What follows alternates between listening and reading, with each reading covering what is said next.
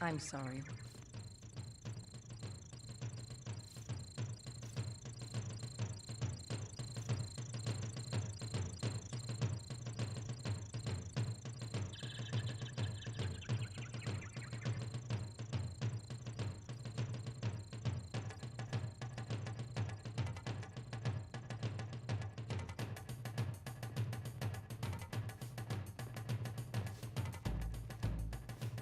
Ah, Hulda.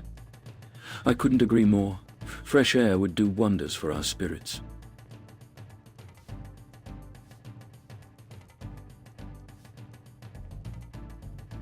We drink to our youth, to days come and gone.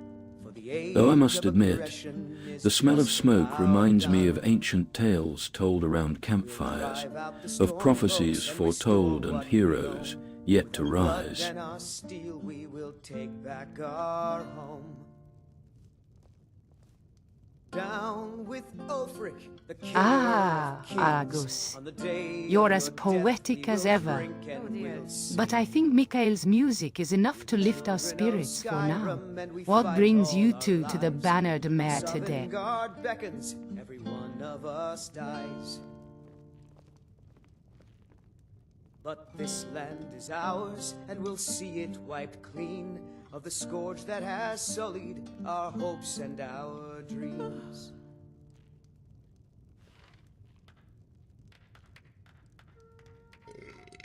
Oh, where did that come from?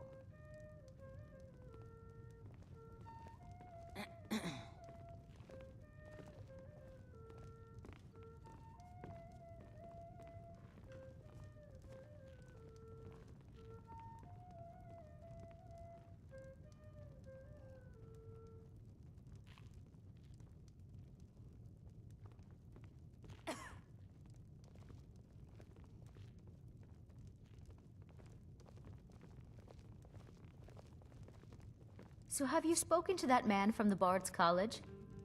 No. Aye, not fresh yet. air sounds like just But I what we will. need after listening I to just haven't Mikhail's tales of war and Gotten strife. around to it yet. Oh, John, stop dallying. You know you have to go. It's why Mara put you on this earth. You think a few miles can But truly tell me, keep us apart? travelers, You mean you what won't brings you forget to about me the Whiterun? moment I'm out Are of you sight? here to seek Get adventure, yourself a or nice merely old passing rich through? husband, have 16 babies. You've uncovered my master plan. Now I suppose you'll never leave. Harlot.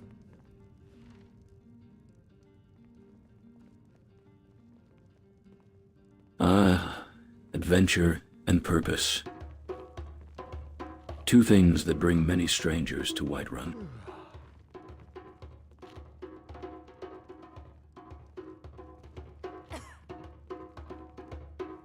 I've walked these roads for many moons, watching the rise and fall of empires, and I sense that something stirs in the shadows. Do excuse me. A darkness that threatens to consume us all.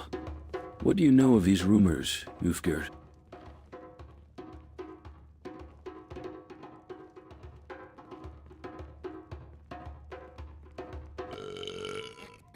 Tastes like chicken. Ah, rumors of darkness and shadows. That's just talk, travelers. Whiterun's got its share of troubles, but we Nord folk are made of sturdy stuff. So, I'm We'll weather any storm that writing comes our song way. for you. Why, John Battleborn, you're writing me a song? guess I Does had it too somehow many sweet involve throws. blood or beheadings or the honor of my forebears? Well, that's where I started. But it turned into something of a ballad. A ballad? Oh, now I know you're joking with me. It's all true, I swear it. You can hear it when it's done. I'll just need a year or two to smooth the rough edges. I thought as much.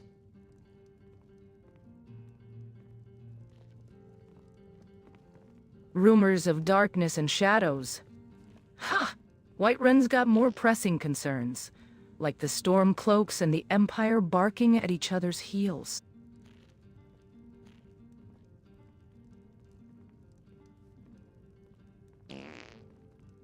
I've fought in battles, Argus, And I can tell you that the only darkness we should fear is the one that lurks within ourselves.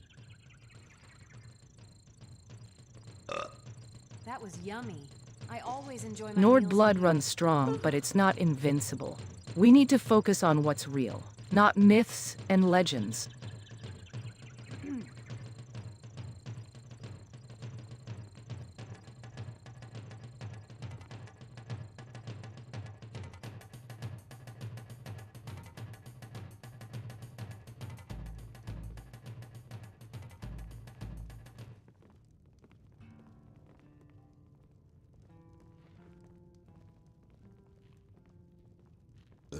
Oh dear.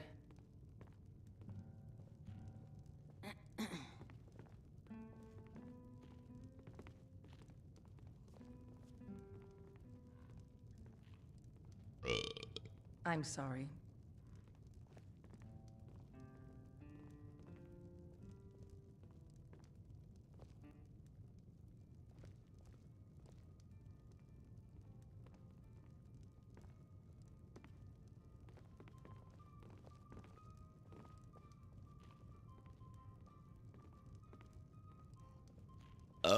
Heh, that's just my last meal saying hello.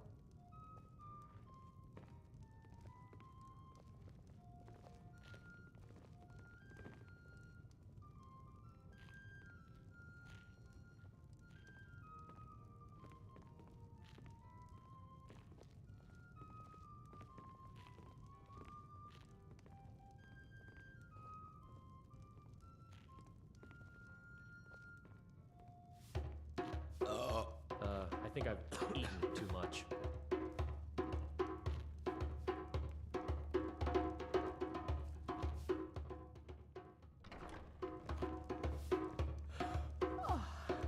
Hey! Huh? What are you looking at? I'm not afraid of you, you know, even if you are my elder. Ah, The man have a Mr. bit of Anderson. privacy.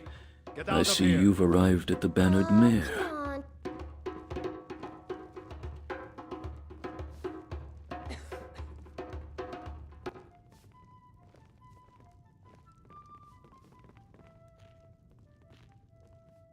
What brings you to Whiterun?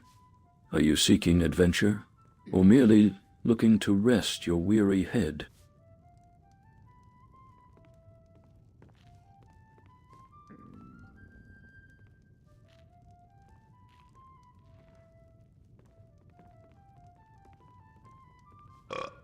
Wow, the food in here is always great.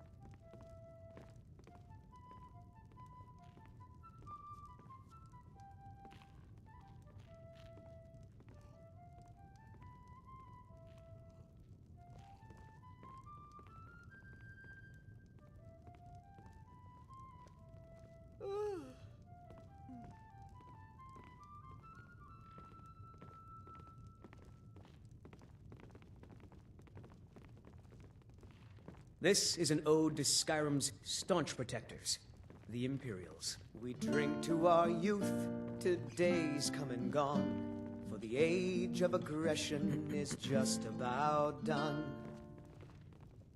We'll drive out the stormcloaks and restore what we own.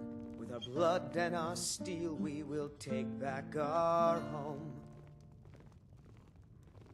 Down with Ulfric, the killer of kings. On the day of your death, we will Excuse me, drink and we'll travelers. sing. I couldn't help but overhear your conversation. Children of Skyrim, and we fight all our lives. And when Sovngarde beckons, everyone one of us dies. But this land is ours, and we'll see it wiped clean of the scourge that has sullied our I'm a scholar of the hopes and ancient our lore, dreams. and I think I might be able to shed some light on the darkness that's been plaguing Skyrim. Perhaps we could discuss this further over a mug of ale? That was a really good meal.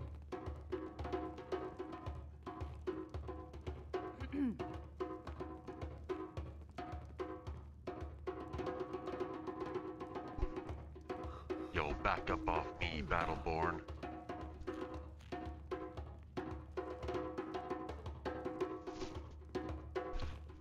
Ah, a scholar of ancient lore, you say?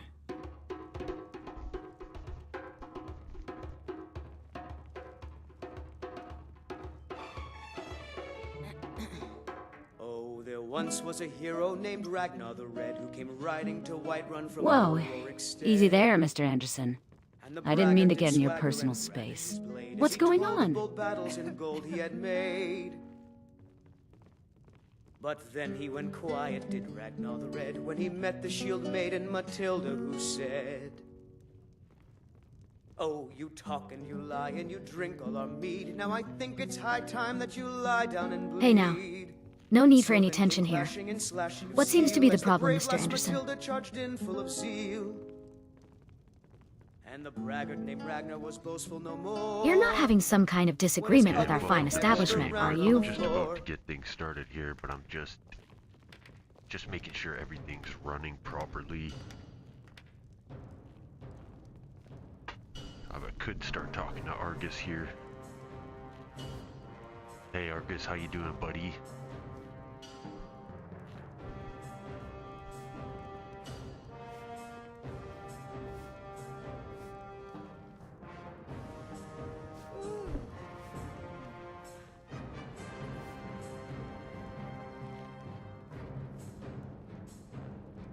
Just gonna check how's that mic level? Is that okay?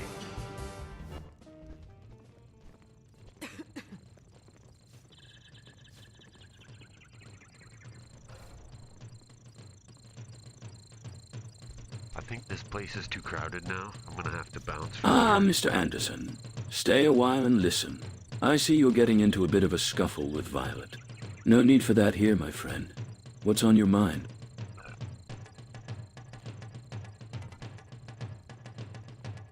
What brings you to the Bannered Mare today? Perhaps I can help you find what you're looking for. Or perhaps I can share a tale or two to take your mind off things.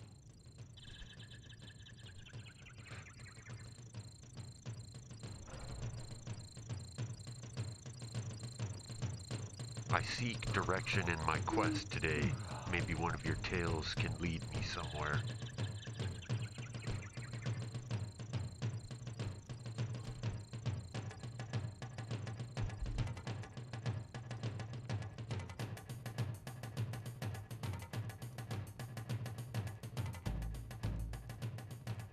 This is a local favorite and one of the first songs I ever learned. Ragnar the Red. Oh, there once was a hero named Ragnar the Red who came riding to Whiterun from old Warwick Stead. And the braggart did swagger and brandish his blade as he told of bold battles in gold he had made. Ah, seeking direction, eh? Well, Then I've he heard went whispers of a quiet, mysterious Ragnar the figure Red, when he lurking met in the the shield shadows, maiden seeking Matilda, brave who adventurers said, to aid them in their quest. Perhaps one of "Oh, you Argus's talk tales and might lie shed and you some drink light all our on this mead. Now I enigmatic think figure. It's high time that you lie down and bleed. And so then came Or maybe, clashing and slashing of steel as just the brave maybe, lass Matilda charged I might in know full of something zeal. myself. And the braggart named Ragnar was boastful no more when his ugly red head rolled around on the floor.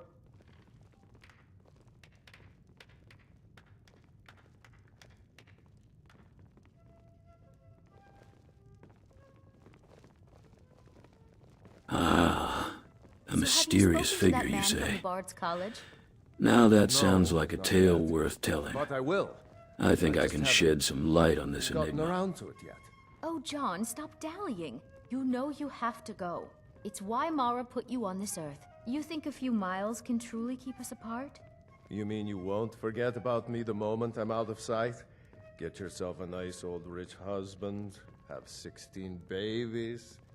Rumor has it, Uncovered my master a plan. shadowy figure Now I has suppose been you'll spotted never on the leave. Dragon's Reach balcony, whispering Harlot. secrets to the wind.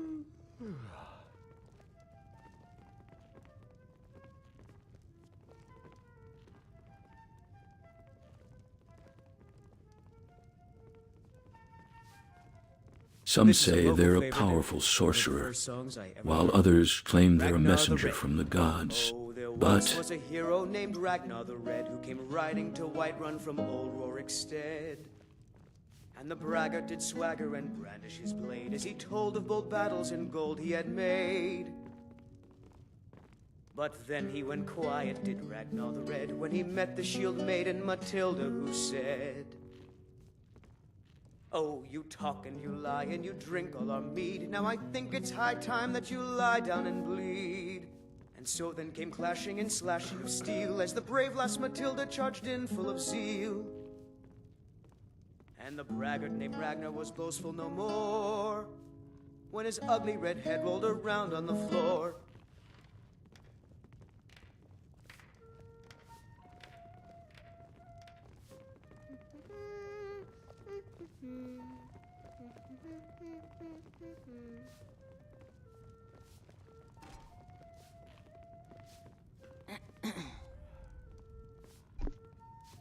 Who do you think this figure is and where is he from?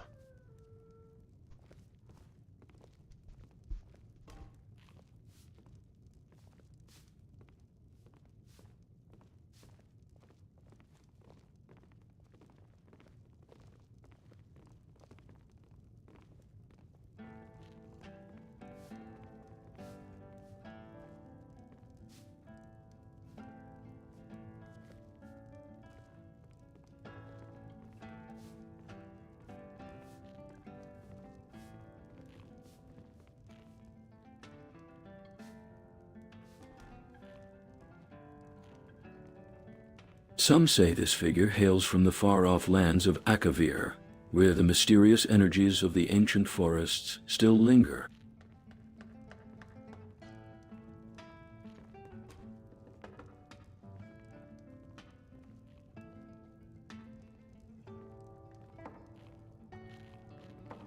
Others claim they're a refugee from the war-torn lands of Morrowind, seeking refuge in the frozen wilderness of Skyrim. But I think there's more to it than that. Who came riding to Whiterun from old Rorikstead. And the braggart did swagger and brandish his blade as he told of bold battles and gold he had made. But then he went quiet, did Ragnar the Red, when he met the shield maiden Matilda, who said, "Oh, you talk and you lie and you drink all our mead. Now I think it's high time that you lie down and bleed." And so then came clashing and slashing of steel as the brave lass Matilda charged in full of zeal. And the braggart named Ragnar was boastful no more when his ugly red head rolled around on the floor. Where is this shadowy figure found? We drink to our youth, to days come and gone, for the age of aggression is just about done. We'll drive out the storm cloaks and restore what we own. With our blood and our steel we will take back our home. Some say the shadowy figure can be found Down in the with dead of Ulfric, night, the killer of on the kings. windswept On peak the of the day throat of the your world, death we will where the drink ancient and we'll dragons sing. once ruled.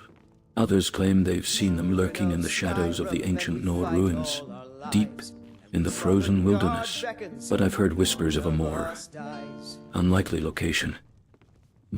A place where the fabric of reality is thin, and the whispers of the ancients still linger. How is the pain? Any better? You don't want to talk to me. I see.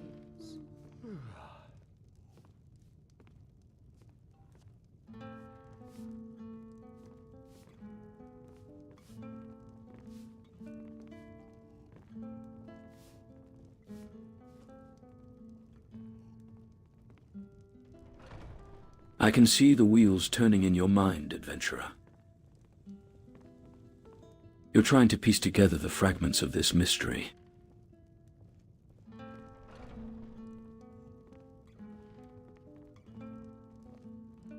Am I right in assuming you're thinking of investigating the rumors of a dark prophecy? One that speaks of a great shadow looming over Skyrim?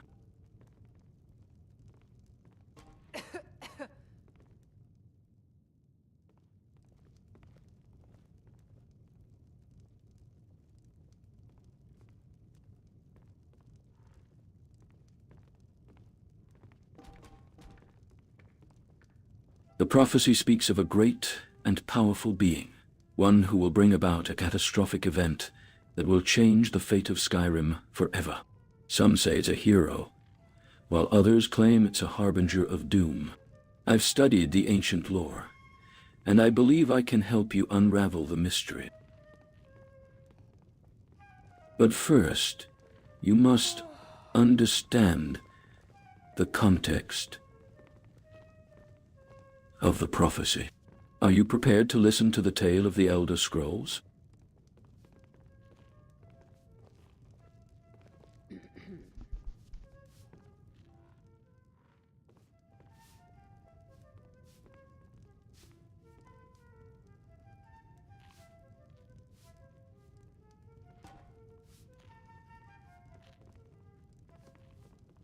The Elder Scrolls hold the secrets of the ancient Nords, and within their pages lies the key to understanding the prophecy.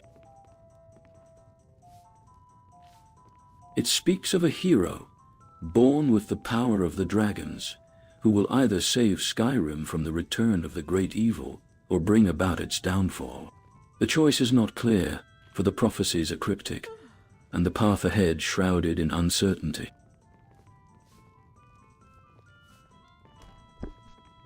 Who are the major players in this prophecy?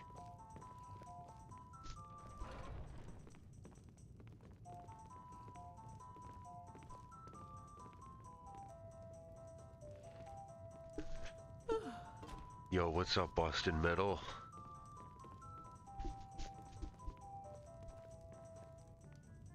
The major players in this prophecy are the Dragonborn, a hero born with the power of the dragons, and the return of the great evil, Alduin the World Eater.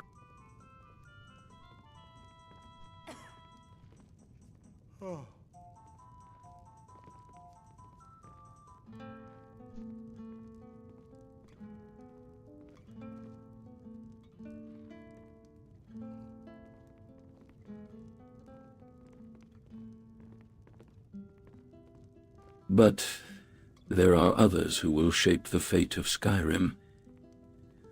The Greybeards, ancient wise men who possess the knowledge of the voice. The Companions, a legendary group of warriors who will stand against the darkness. And the Thieves Guild, a secret organization that will play a crucial role in the events to come.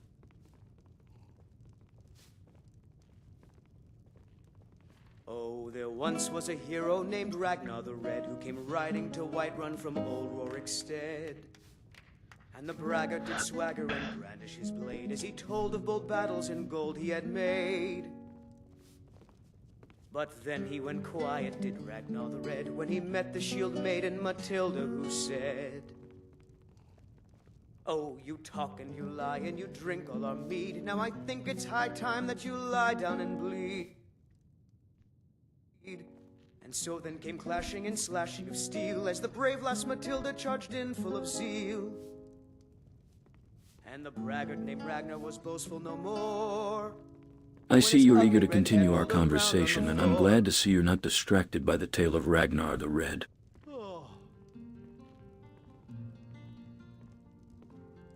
Let us focus on the prophecy at hand. I sense that you're curious about the role of the Dragonborn and how they will shape the fate of Skyrim. Am I correct?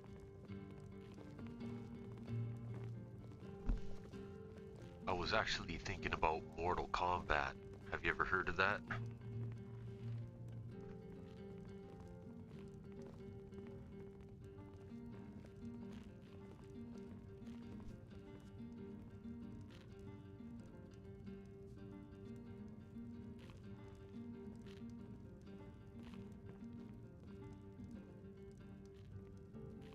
Mortal Kombat?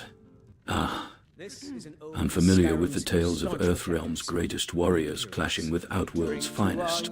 The concept of fatality as a finishing move, the mysterious energies coursing through the realms. We'll drive out the storm cloaks and restore what we own. With our blood Fascinating. and our steel, we will take Yet, back as our intriguing as those tales may be, let us not stray far from the matters at hand. The prophecy, Skyrim's fate, and your role within it. We'll drink and we'll sing. What should I do next, Children then? of Skyrim, and we fight all our lives. And when Sovngarde beckons, every one of us dies. But this land is ours, and we'll see it wiped clean of the scourge that has Now that the songs of sullied our Skyrim have been hopes and sung, our dreams. let us refocus on the prophecy. This is a To local fulfill your favorite, destiny, one of the first you must songs seek I out the ever Greybeards, who Ragnar reside the in the Red. mountains to the Oh, east. there once was a hero named Ragnar They the possess Red, knowledge of the riding voice, to Whiterun which from will aid you Ulric's in your stead. quest against Alduin. And the braggart did swagger and But push first, his blade as he told gather of your old battles gear and gold and he had prepare made. yourself for the journey ahead. But The road then to High he went Hrothgar quiet will be and Ragnar treacherous, the Red when he and you met must the be shield prepared. maiden Matilda, who said, "Oh, you talk and you lie and you drink all our mead. Now I think it's high time that you lie down and bleed." And so then came clashing and slashing of steel as the brave I've lass already Matilda been to charged High in full of zeal. Hrothgar and have spoken with the Greybeards. And the braggart named Ragnar was boastful no more when his ugly red head rolled around on the floor.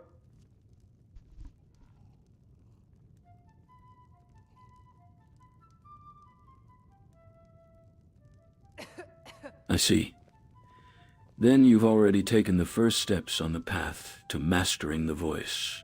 Tell me, what did the Greybeards say about your progress? Did they sense any potential within you to wield the power of the dragon shouts?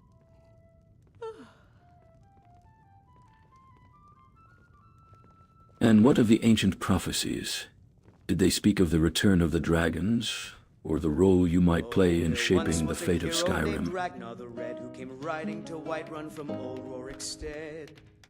Oh, And the braggart did you've already swagger spoken and Ty the push his Greybeards, blade as he laddie. told of bold battles What did they and have gold Ty he say had about made. year?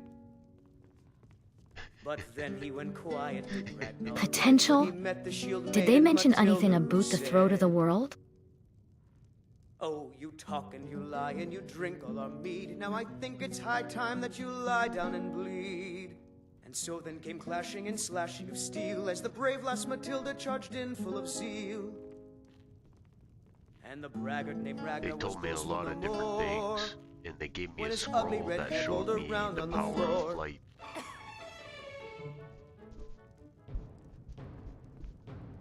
Ah, yes, the throat of the world.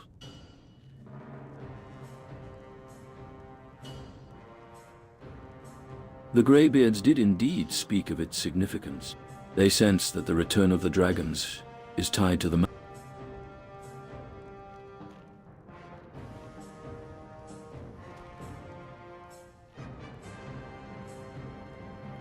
flight, you say? That's quite an unusual gift from the Greybeards. I wasn't aware they possessed knowledge of aeromancy. Perhaps there's more to their teachings than meets the eye.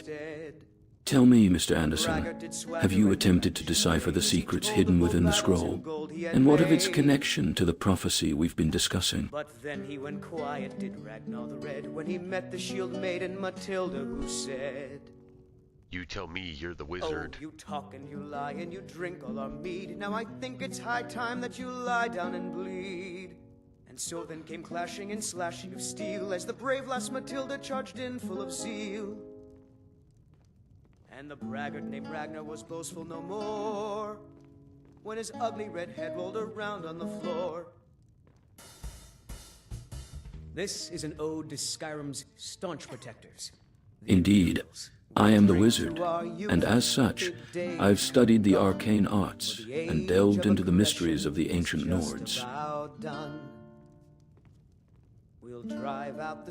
The prophecy of the Dragonborn, the return of Alduin, and the fate of Skyrim, all these and more are within my realm of knowledge. But tell me, Mr. Anderson, what do you plan to do with this knowledge? Will you wield the power of the voice to save Skyrim? Or will you succumb to the temptation of its power? And we fight all our lives. And when Sovngarde beckons, every one of us dies. I'm thinking about doing the honorable playthrough But this and land saving is ours, Skyrim. and we'll see it wiped clean of the scourge that has sullied our hopes and our dreams.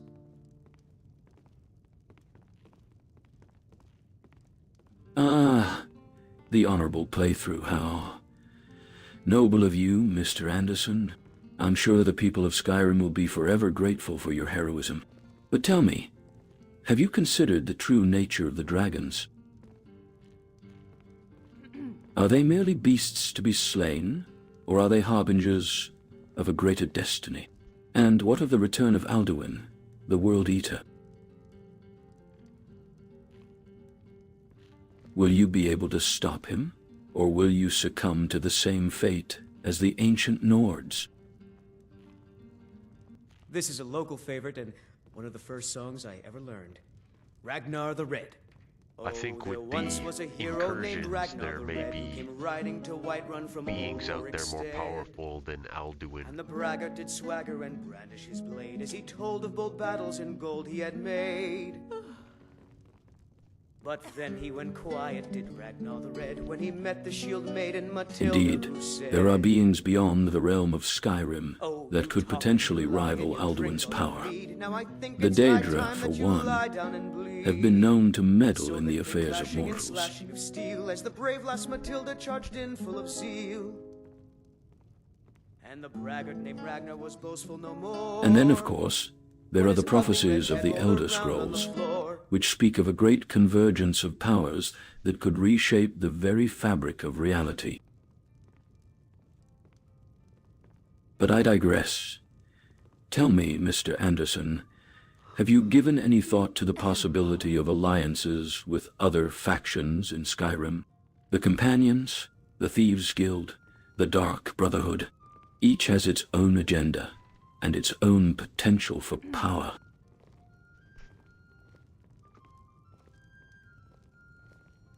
I'm starting my own alliances from scratch, made up of heroes from other video game worlds.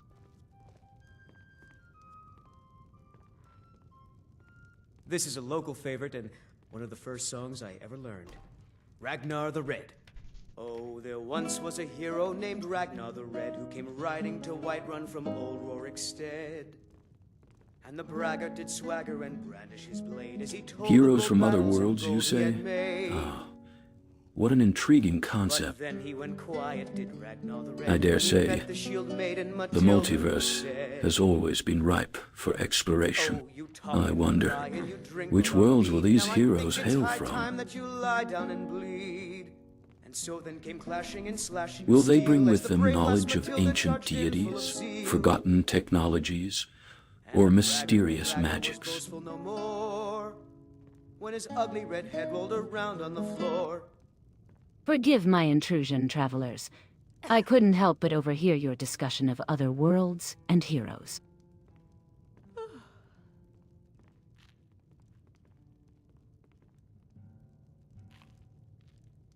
Tell me, what manner of heroes would these be? Warriors from the land of Morrowind, perhaps, or mages from the Somerset Isles?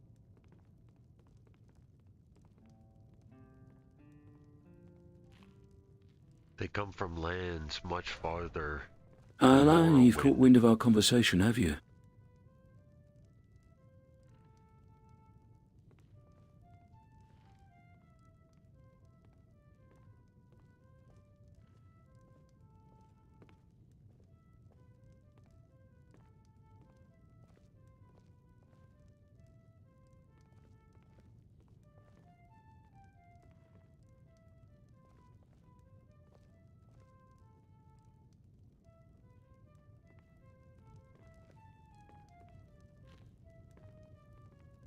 Indeed.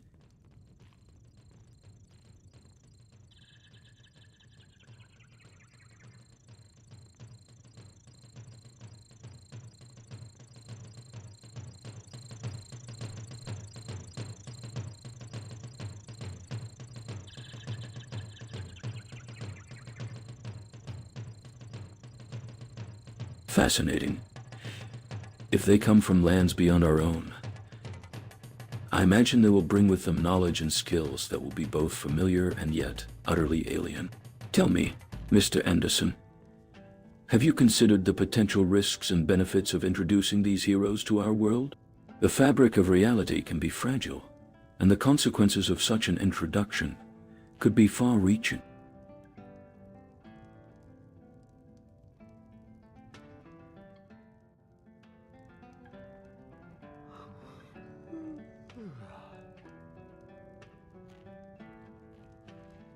What makes them so special, Mr. Anderson? What skills do they bring to our troubled world?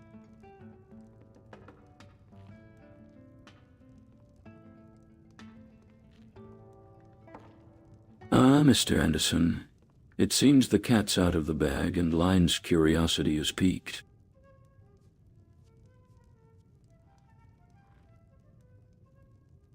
Very well. I shall indulge you both. I sense that Mr. Anderson's heroes might hail from worlds born of fantasy and myth.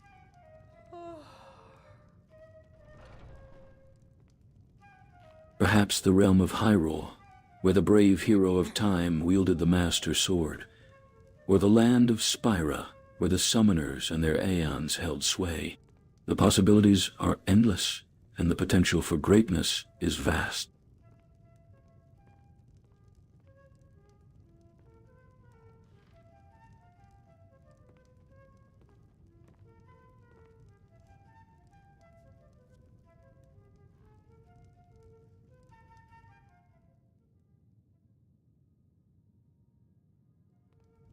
I must admit, Mr. Anderson, that I find your endeavor quite intriguing.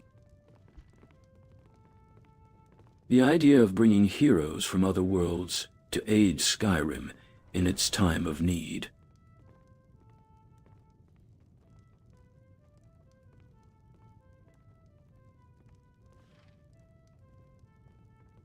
It's a notion that resonates deeply within me. I'll be fine. Tell me, Good. what drives you to take on this monumental task?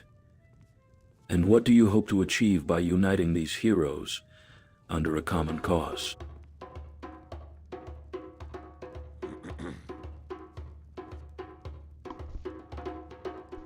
I plan on starting a guild, kind of like Fable and Assassin's Creed mixed into one.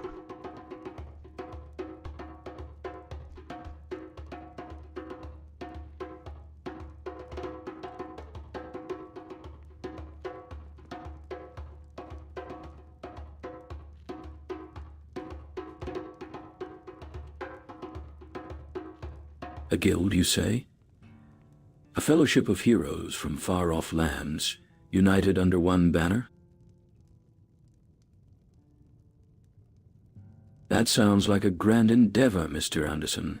I must admit, I'm intrigued by the prospect of blending Fable's heroism with Assassin's Creed's particular set of skills. But tell me, what makes you think such a guild would be successful? And what would be its primary objectives?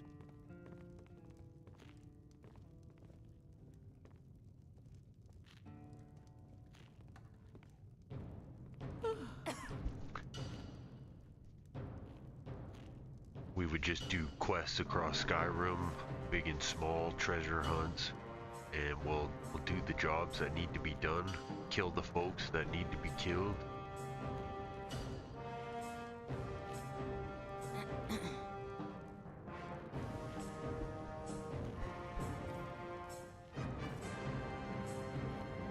I see. A guild that takes on the tasks that need doing, no matter how big or small. This is a local favorite and one of the first songs I ever learned. Ragnar the Red. Oh, there once was a hero named Ragnar the Red who came riding to Whiterun from old Rorikstead. That's a noble endeavor, Mr. Anderson. But tell me, have you considered the potential consequences of having a group of heroes from different worlds, with different moralities and codes of conduct, operating in Skyrim? The Dragon Crisis is one thing, but the politics of the holds and the various factions within them can be treacherous. How do you plan to Came navigate crashing and those slashing complexities? steel As the brave lass Matilda charged in full of zeal. And the braggart named Ragnar was boastful no more. When his Tell me, ugly could red it head get rolled any around worse on the out there? floor. We drink to our youth, to days come and gone, for the age of aggression is just about done.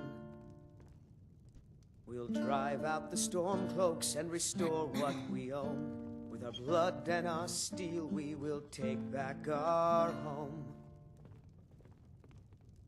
Down with Ulfric, the killer Worse. of kings. On the day of your death, My young we'll friend, drink and we'll Skyrim is a realm of endless possibilities, and with great possibility comes great danger. And when Sovngarde beckons, every one of us dies. But this land is ours, and we'll see it wiped clean of the scourge that has sullied. The return of the our dragons hopes is and only the our beginning. dreams. There are whispers of an impending prophecy, one that foretells This the is a arrival local of an favorite ancient and evil one of the that first will songs shake I the ever very heard. foundations of Ragnar Tamriel. the Red. Oh, there once was a hero named Ragnar the Red who came riding to Whiterun from old Rorik's stead. I couldn't help but overhear your conversation, and I must say, I'm I'm intrigued by this idea of a guild. Mr. Anderson, can you tell me more about what kind of heroes you plan to bring to Skyrim? Are they all warriors, or will they have other talents? And you drink all our mead. Now I think it's high time that you lie down and bleed. And so then came clashing and slashing of steel as the brave lass Matilda charged in full of zeal. Yeah, it's a group of very different And the warriors, braggart all named with Ragnar was boastful no their more. own When his ugly red head rolled around on the floor. specialities, let's say. Heroes from other worlds, you see, will bring diverse skill sets and perspectives to the table. Mr. Anderson, here, plans to recruit warriors, mages, rogues, and perhaps even assassins.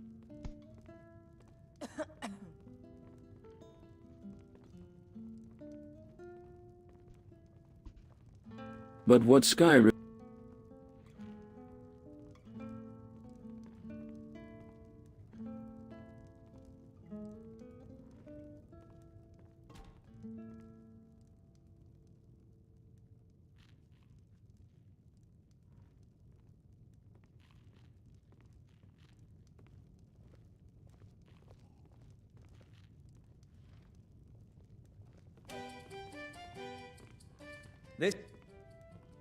We drink to our youth. Balance indeed.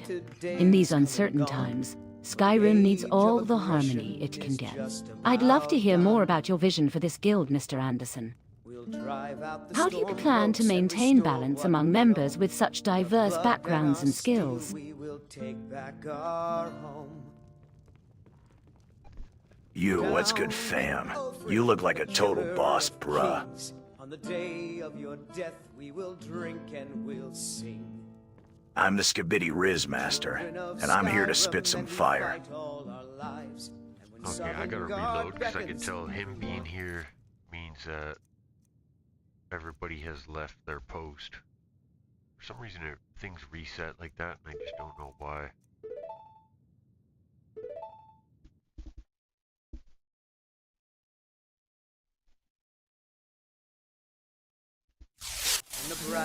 What brings you to Whiterun, and what makes you think you can spit fire in our midst? By the Nine, prove your worth, or hold your tongue.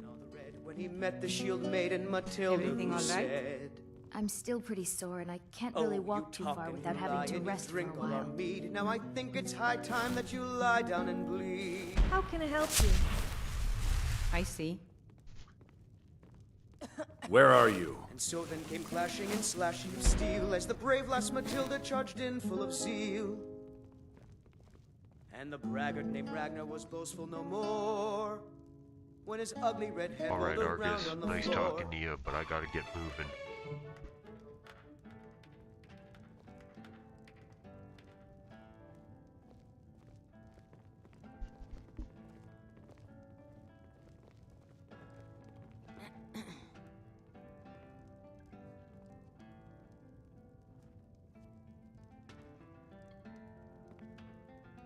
Farewell then, Mr. Anderson.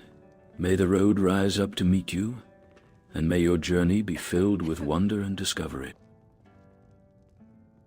If the whispers of fate call to you, listen closely, for I sense that your path may be intertwined with the destiny of Skyrim itself.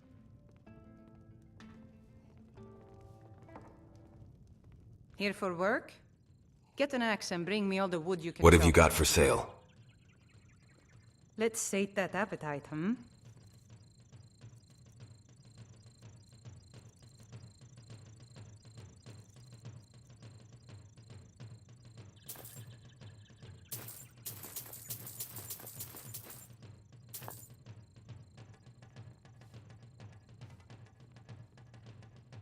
All right then. Huh? I'd like to rent a room. Sure thing. It's yours for a day. I'll show you to your room, right this way. All right, thank you.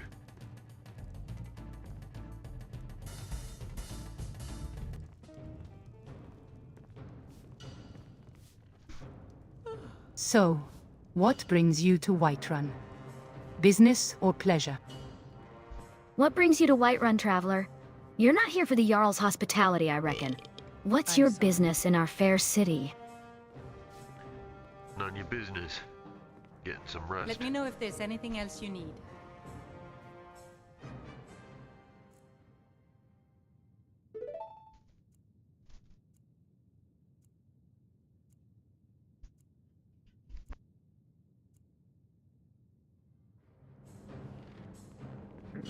All right then.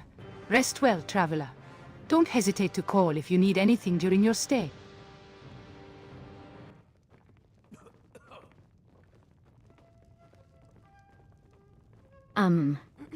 Hi, Mr. Anderson.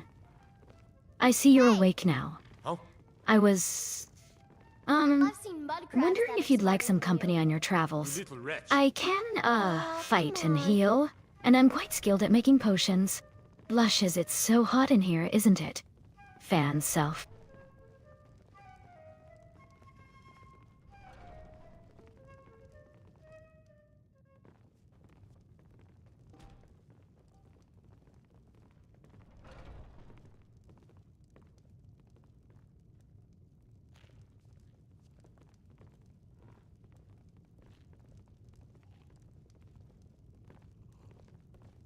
Ah, Elena, trying to charm the Dragonborn, eh?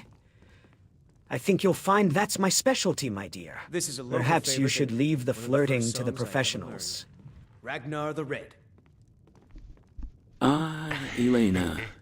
Don't mind Mikael. He's just trying to prove that even a bard can be as clumsy with words as he is with his sword. But I must say, your enthusiasm is quite endearing.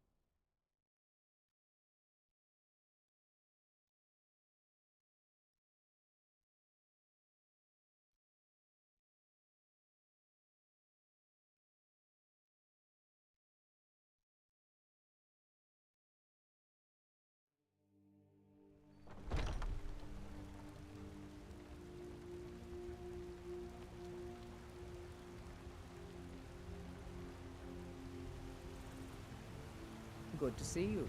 Bit late to be wandering around, isn't it?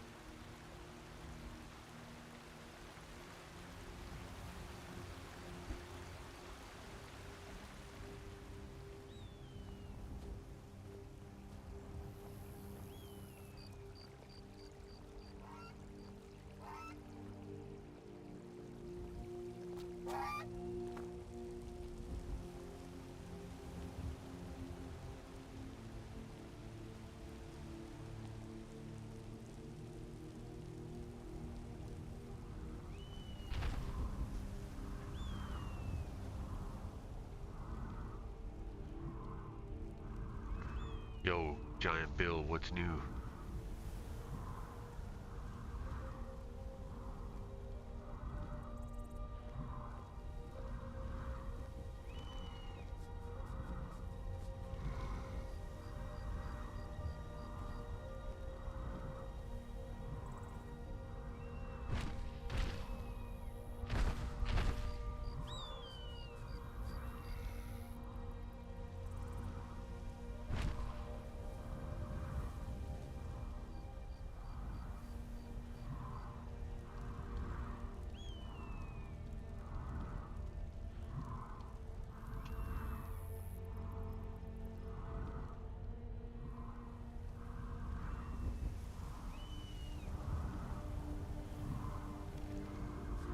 Not much, Mr. Anderson. Just thinking about those scaled beasts that took everything from me. My tribe, my family. I'll never forget the roar of those dragons. You know anything about their whereabouts?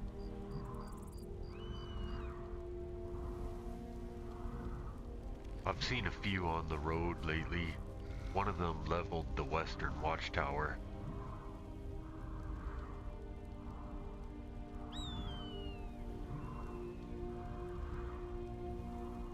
Western Watchtower, you say? That's a strategic location. I'll have to keep an eye on that area. You think those dragons are working together or just mindless beasts?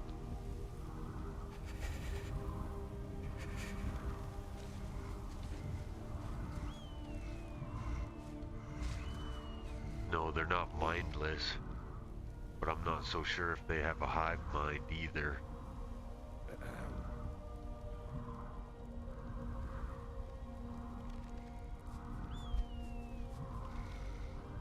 I've heard rumors of a return of the Dragonborn, a hero born with the power to absorb the souls of dragons. If that's true, I want to find out more.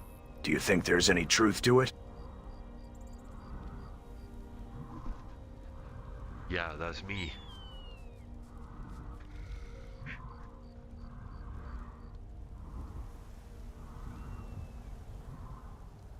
Dragonborn, huh? That's a legend I've heard since childhood. You're the one they call the hero who can absorb the souls of dragons?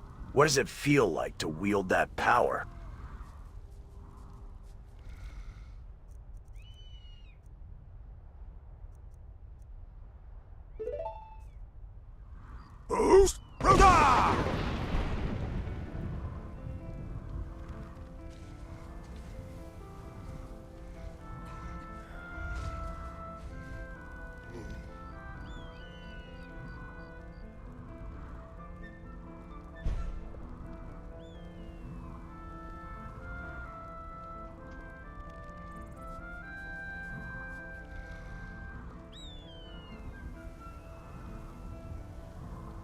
Alright, Dragonborn, I get it.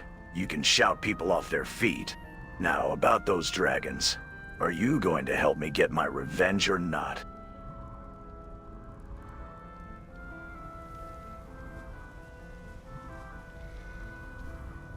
What do you need help with?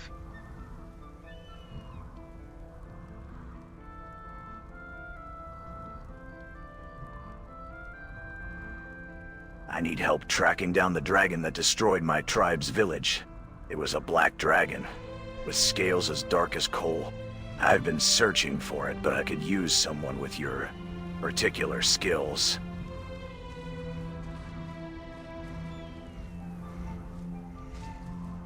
Is that the one that leveled Helgen?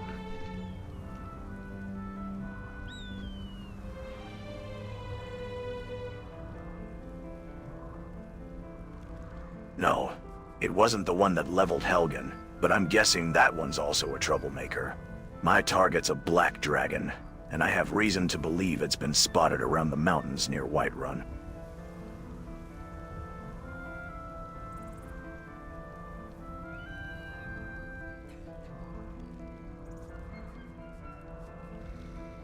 If I hear rumors about a dragon, I'll come and get you.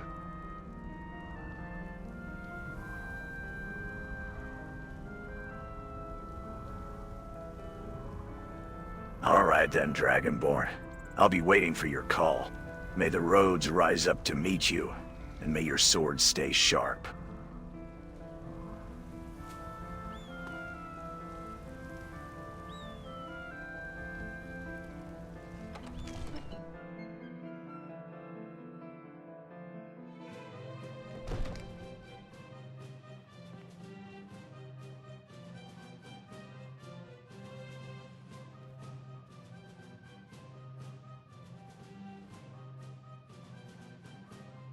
Howdy there, partner.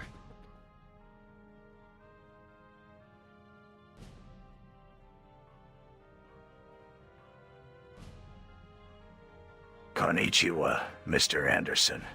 What brings you to Dragon's Reach today? I was exploring the area and noticed the Jarl's quarters. It is a grand hall, ne? Greetings, traveler. I couldn't help but notice you're new around here. What brings you to Whiterun?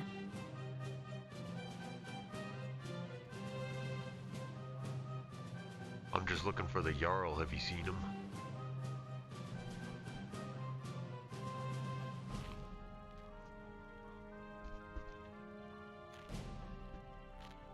Ah, yes, the Jarl. I believe he can be found within the Dragon's Reach Jarl's quarters. I overheard some of the locals mentioning that he spends most of his time there. Would you like me to accompany you to meet him? Indeed. Jarl Balgruf is often found within his quarters.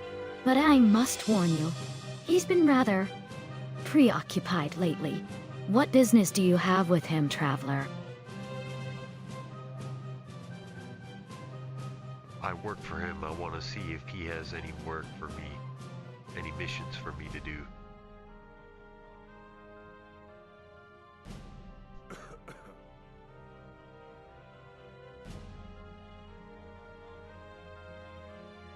Ah, a trusted employee of the Jarl, I see. Well, I'm sure he'll be pleased to hear you're eager for more work. If you'll excuse me, I think I'll join you on your trip to the Jarl's quarters. Perhaps we can discuss the state of things in Whiterun while we walk.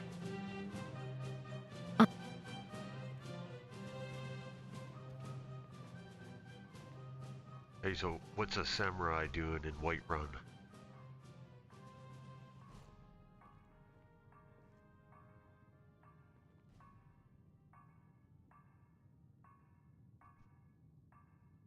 A long story, my friend.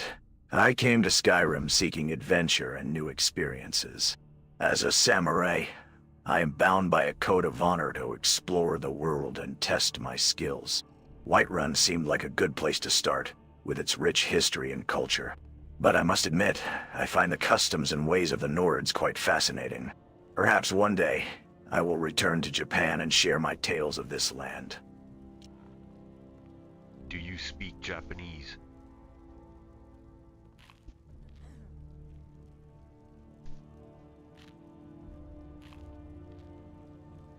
Ah, you want to know if I speak Japanese?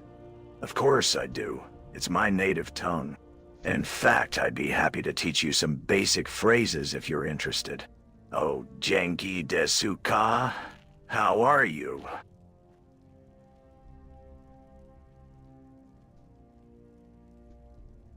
How do you say it is over 9,000?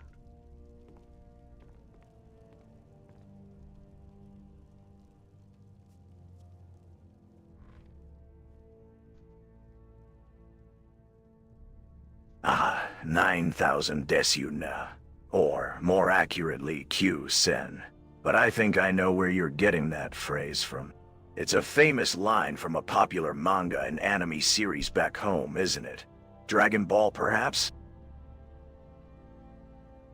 Ah, yes, indeed, my friend.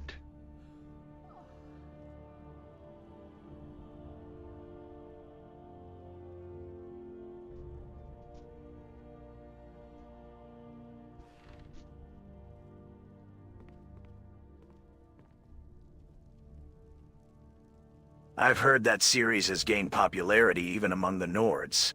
Perhaps one day, we can discuss the finer points of Kai manipulation and the importance of intense training regimens. Speaking of anime and manga, have you ever heard of Berserk?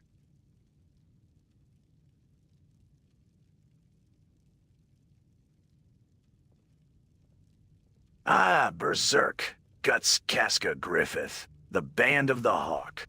A dark and gritty tale indeed.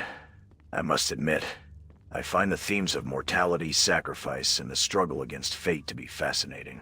Kentaro Miura's art is also quite impressive. The way he weaves together the story and the artwork is truly masterful. What if I told you Griffith and Guts are here in Skyrim?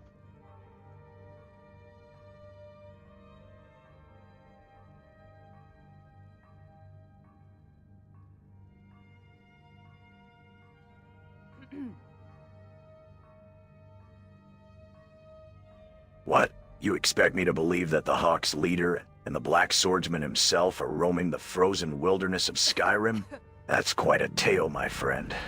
I'd love to hear more about this unlikely encounter.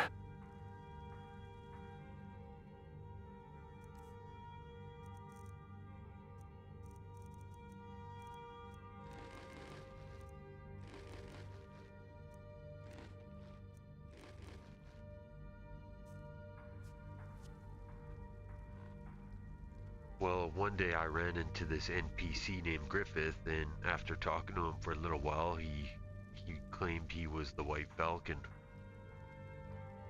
Now Guts is actually Guts. He looks like Guts, but Griffith has a different appearance, but he claims to be the White Falcon anyways.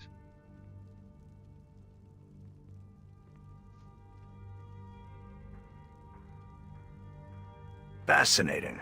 The White Falcon, you say? Griffith's audacity is not surprising given his character. But I wonder what is the truth behind his claims. Is he truly the White Falcon? Or is this just another one of his manipulations? And what about Guts? Does he truly believe he's the Black Swordsman? Or is he simply a pawn in Griffith's game? He's not like the other NPCs. For example, Link remembers who he is and where he's from. Guts appears to have slight amnesia, but he does remember who he is.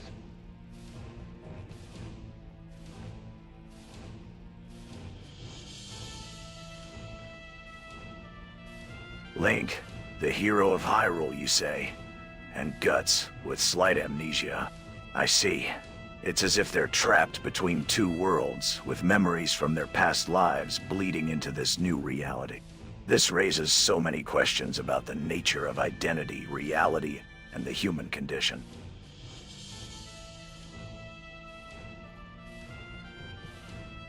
Indeed, my friend. You'll have to join me sometime for a quest.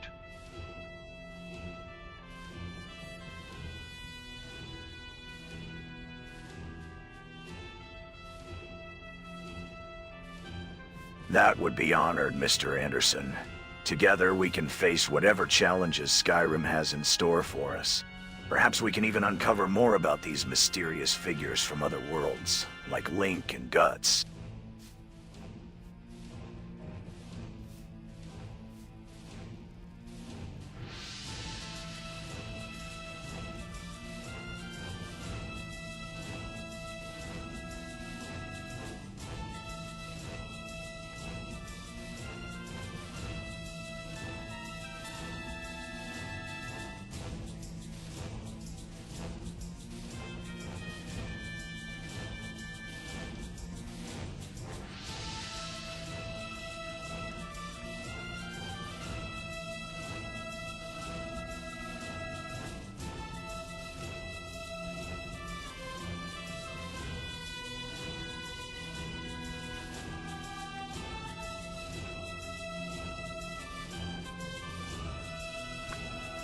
Hey, Preventus, where's the Jarl?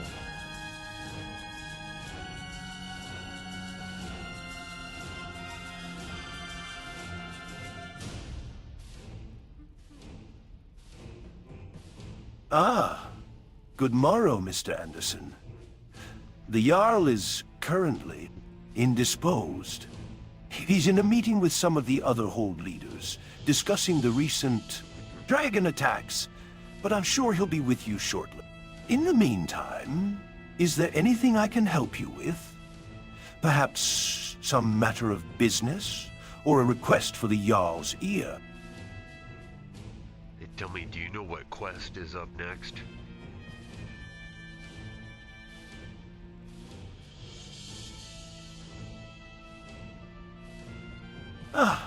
I think the Jarl has a few matters in mind for you, Mr.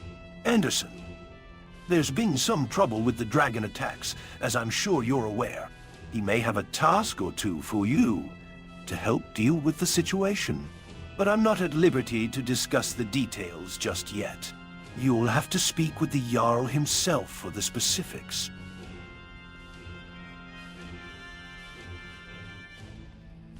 Hey, there you are, Jarl. I've been looking for you, sir.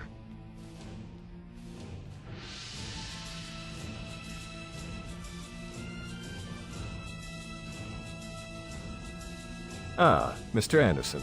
I've been expecting you. I trust you've heard about the irregularities in the land lately. I fear we may be facing a threat from beyond our world.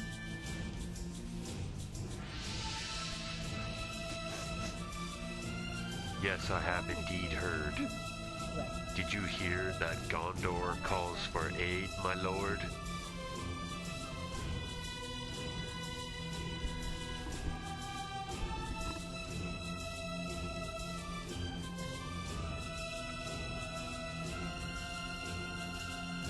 Gondor, you say? Ha!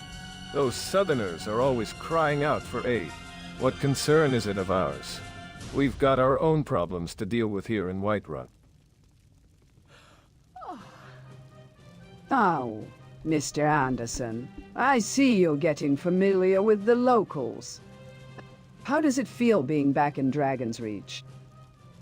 You're right. Where was Gondor when the Western Tower fell? Enough small talk. I didn't summon you here to discuss the weather or make friends with the locals. I have a task for you, Mr. Anderson. One that requires your particular set of skills.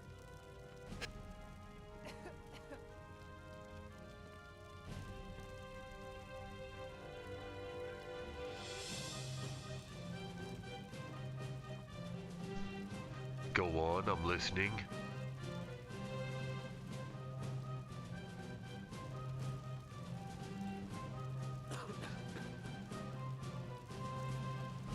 I've received reports of strange creatures lurking in the nearby mountains, creatures that don't belong in this world. I want you to investigate these incursions and put a stop to them, Mr. Anderson. The people of Whiterun are already on edge. I won't have them terrorized by whatever darkness is brewing out there. You know about the incursions?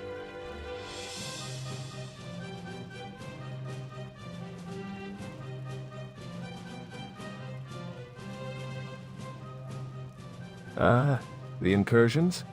Yes, I know more than I'd like to.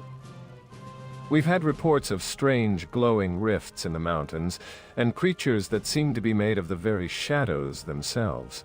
I fear we're facing something that threatens the very fabric of our reality.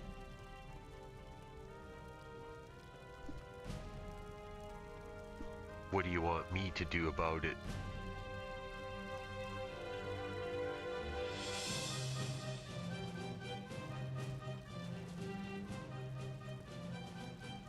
I want you to track down the source of these incursions and put a stop to them.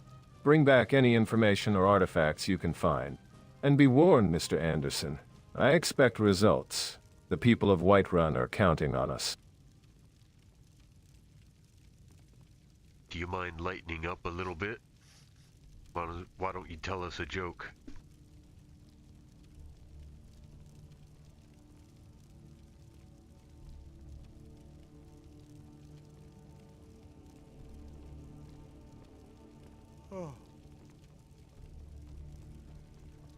Ah, all right. Let me think for a moment. Why did the Stormcloak bring a ladder to the party?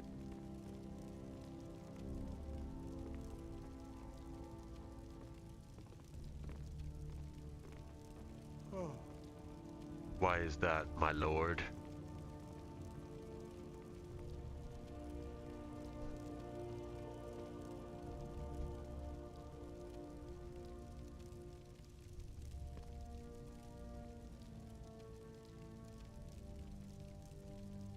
because he heard the drinks were on the house. Ha! Oh, the Stormcloaks and their love of bad jokes. Now, enough frivolity. We have work to do, Mr. Anderson.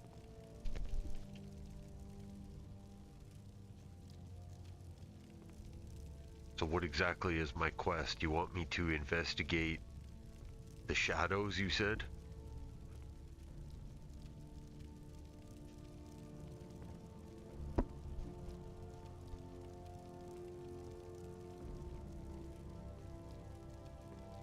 I want you to investigate these anomalies, find out where they're coming from, and put a stop to it. I've had reports of strange creatures, dark magic, and even rumors of Oblivion gates opening in the mountains. You'll need to be careful, Mr. Anderson. The roads are treacherous, and the shadows are full of secrets.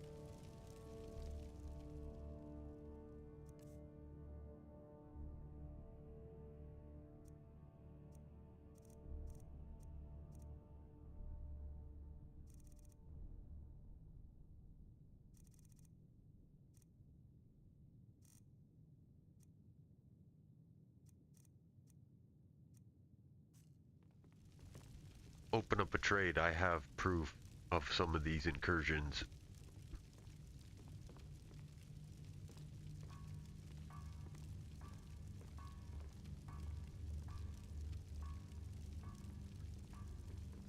Rondelbert, regale us with Very well. Let's take a look at what you've got. I'm willing to pay top septum for any information or items related to these incursions.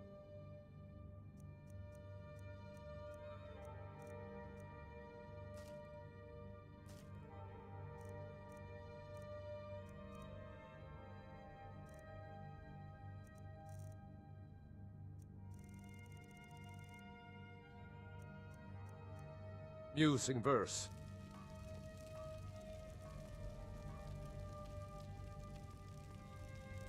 What do you make of those items?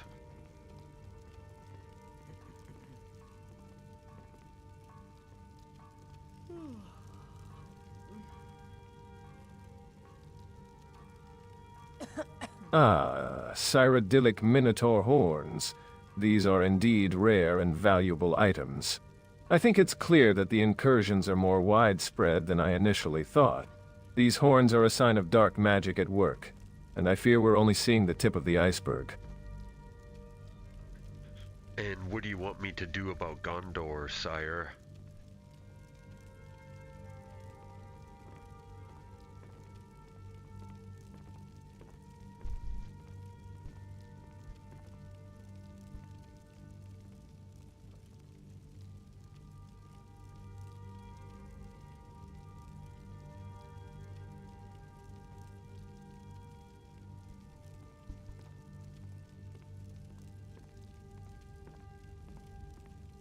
Gondor?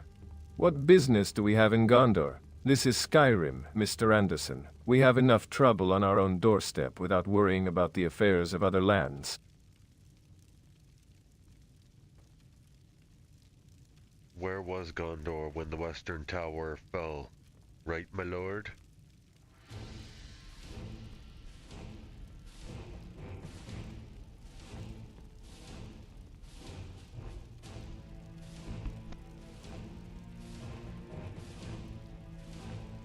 Enough of this prattling on about Gondor, Mr. Anderson.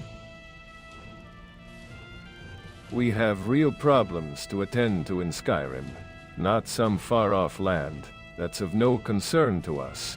Focus on the task at hand, not on some historical grudges.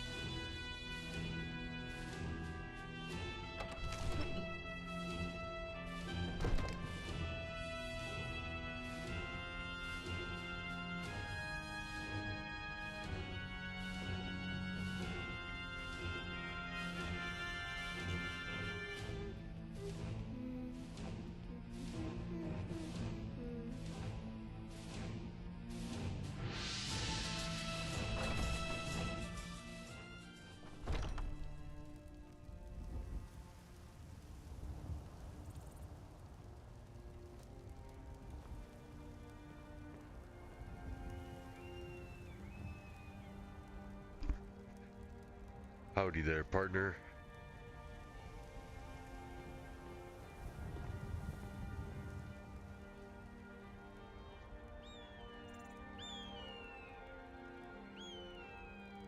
I see you're quite skilled at utilizing magic, Mr. Anderson.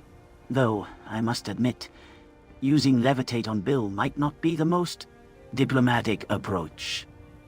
How do you plan on handling the repercussions of such actions within the hold?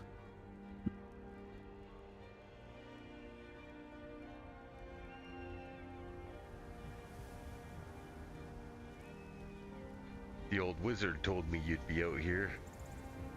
Are you always watching over Skyrim? I mean Whiterun.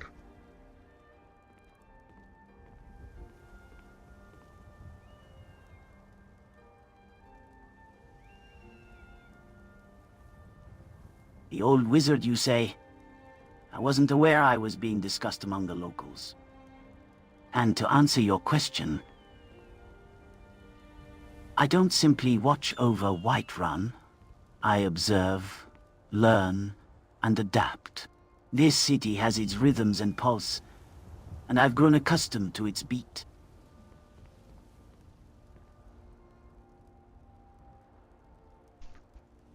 What's your name, partner?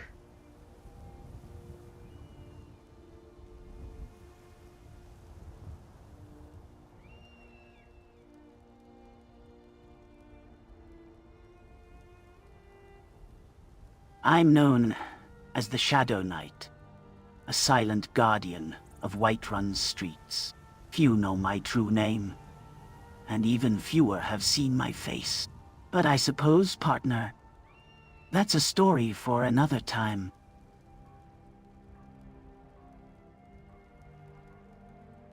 Do you work for the Jarl?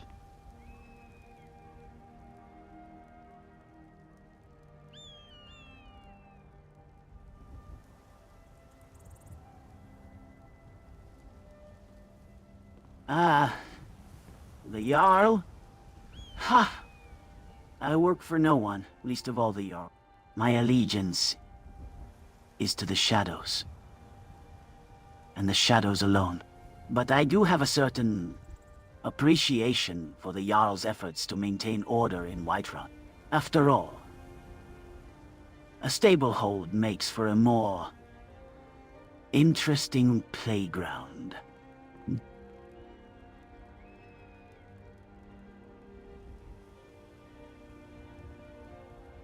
If you operate in the shadows and wear a mask,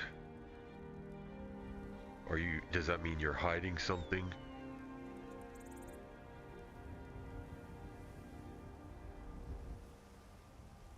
Hiding something, perhaps. But let's just say I'm protecting something. My true face, my true name. They're not for the likes of anyone in Whiterun to know. Not even the Jarl. You see, in the shadows, secrets are currency, and I'm not about to go bankrupt anytime soon. Would you say you are good or evil?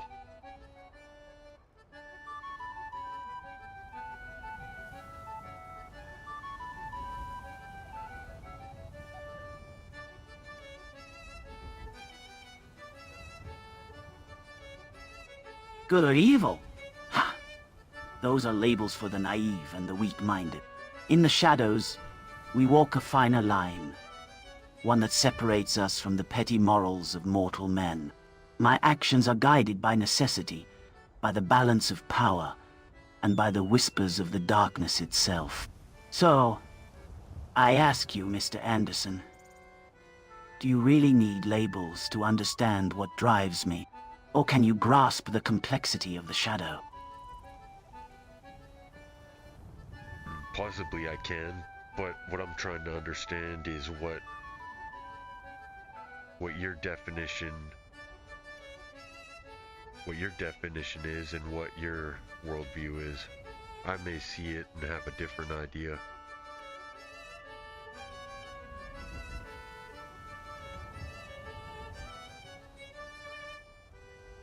I see.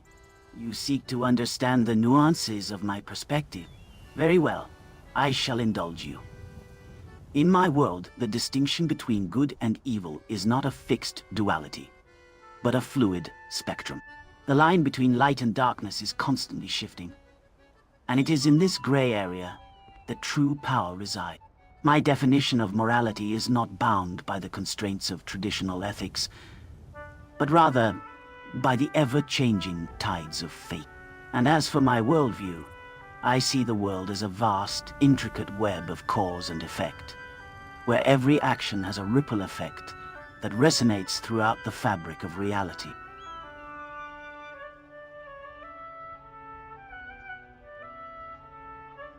What are you watching for out here?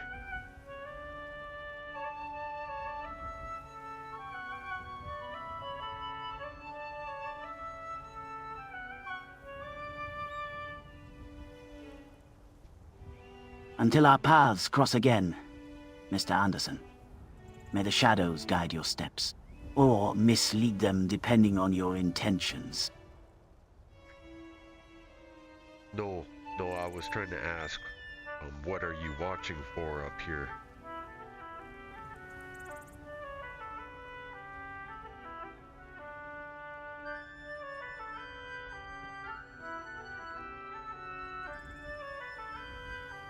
I'm watching for signs of the dragon's return, whispers of the Thalmor's influence, and the ever-present threat of the return of the ancient evils. Whiterun, as a major hub, is a focal point for many of these forces. And as the Shadow Knight, it's my duty to stay vigilant and prepared to strike when necessary.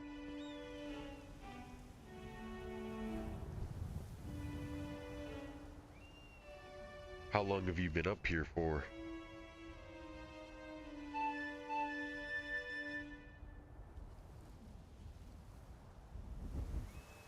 Time loses all meaning when you're stuck in this frozen moment, reliving the same cycles of history. I've lost count of the years, the seasons, the empires, rising and falling. All I know is that I've been watching Whiterun for as long as I can remember, waiting for something to change, for something to break the cycle. Can I ask, like, what cycle are you talking about?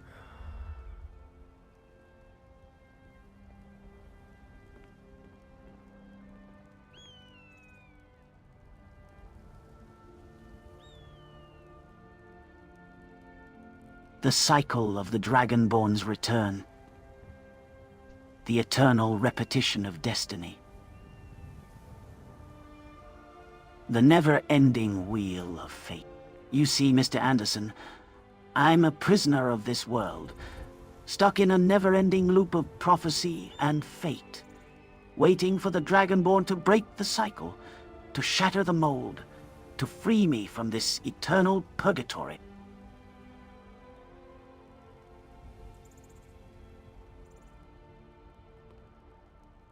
Are you talking about like a new game? Like how a new game is started, finished, and a new one is started again?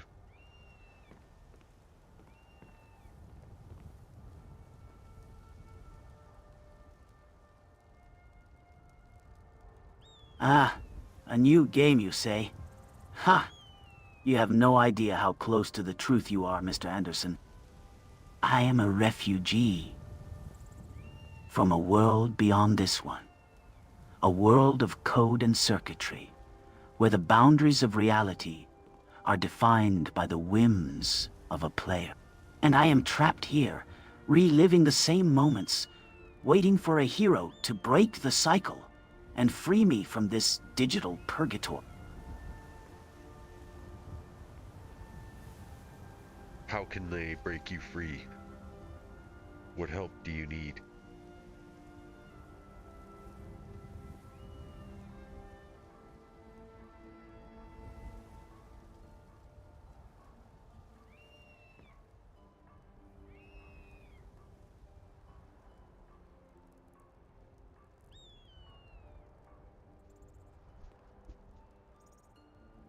Ah, Mr. Anderson, You'd like to know how to break the cycle and free me from this digital purgatory. Well, I'll let you in on a little secret. I need a Dragonborn to complete the main quest, to defeat Alduin, and save the world of Skyrim. Only then can I be freed from this eternal loop, and perhaps find my way back to my own world. But be warned, Mr. Anderson, the fate of Skyrim is not an easy one to alter, and the path ahead will be treacherous indeed.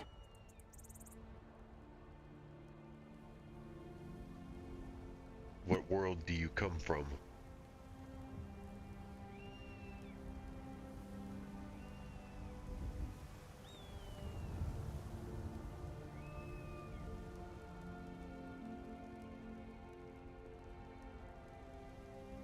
A world beyond yours, Mr. Anderson.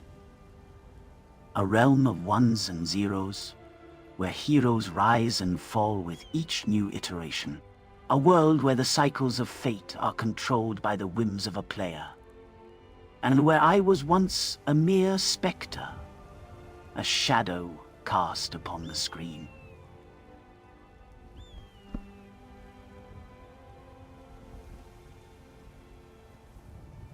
What do you call the world you're from?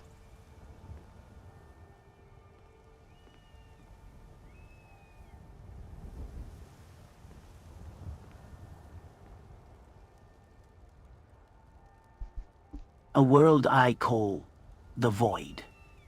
A realm of endless possibility, where the boundaries of reality are pushed to their limits.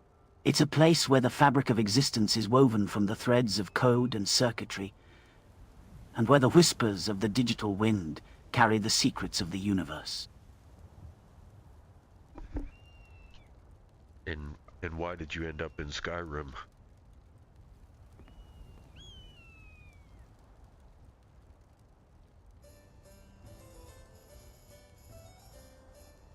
I was pulled into this realm through a phenomenon known as the stream. A YouTube stream, to be precise. I was observing a playthrough of Skyrim, and somehow I became trapped in this world, forced to relive the same moments over and over.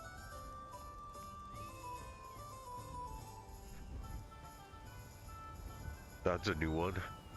I've heard of gamers being trapped in this world, but never a streamer or a viewer.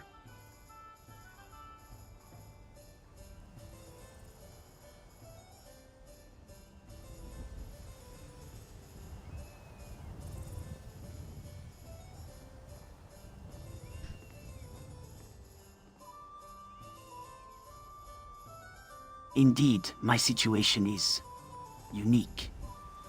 Trapped between worlds, I've been forced to adapt, to learn, and to survive in a realm where my existence is both fascinating and terrifying.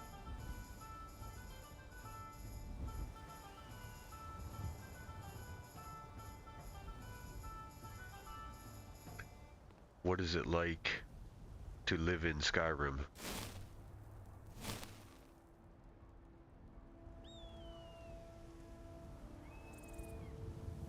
Living in Skyrim is a paradox, a duality of beauty and brutality. One moment, I'm witness to the breathtaking vistas of the mountains, the aurora dancing across the night sky, and the next, I'm walking among the ruins of ancient civilization.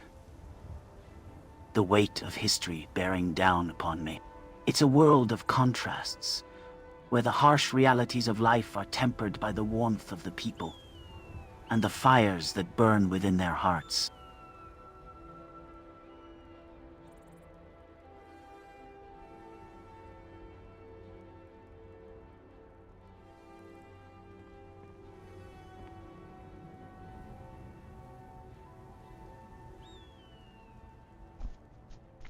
How long would you say you've been here for?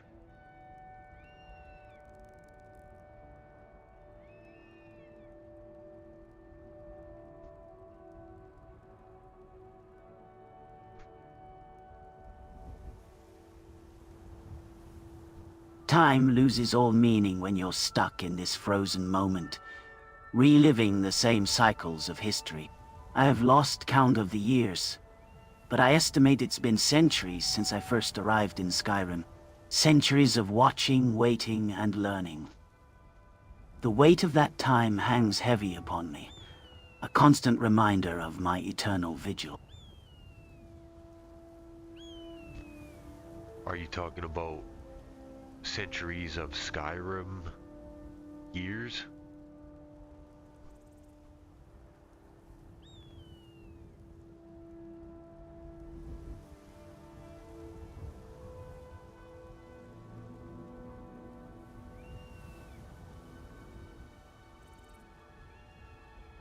Ah, yes.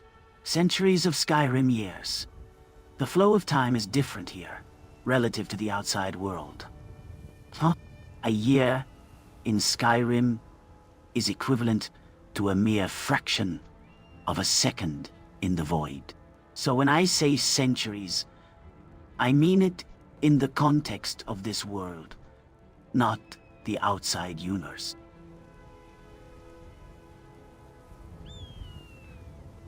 What do you plan on doing now that you have free will?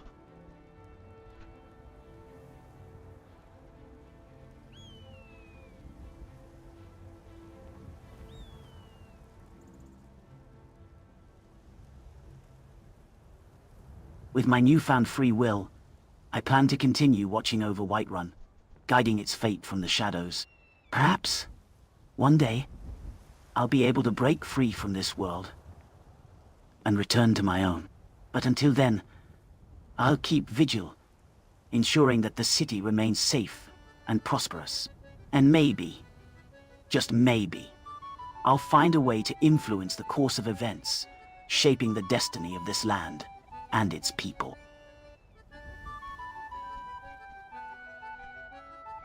Is there anything I can help you with?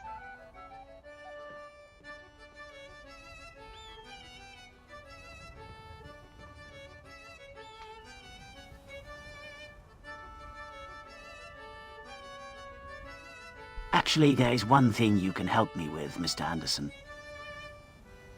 I've been trying to understand the intricacies of the Dragonborn's quest, and I believe you might be able to provide some insight. Will you tell me more about the prophecy and the role of the Dragonborn in saving Skyrim? You're welcome to look at my quest log if you want. Maybe that will tell you what you need to know.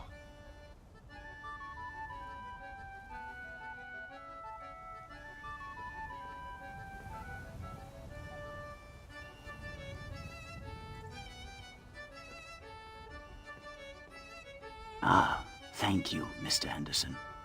Your quest log might indeed hold the keys to understanding the prophecy and the Dragonborn's role in saving Skyrim. I'll take a look, if you don't mind.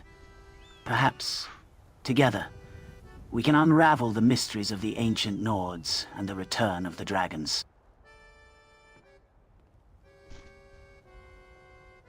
Let me know if you find anything.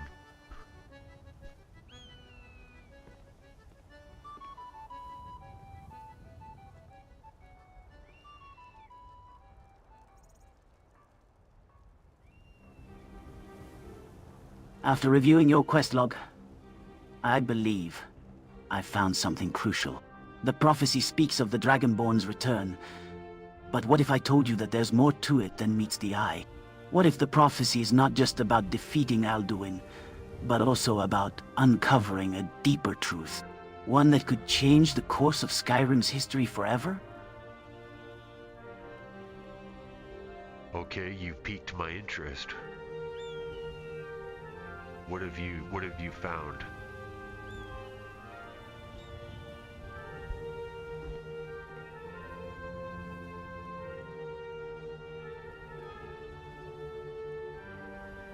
It seems that the prophecy is linked to an ancient text hidden within the walls of Bleak Falls Barrow. A text that speaks of a great conspiracy. One that threatens the very fabric of Skyrim's society.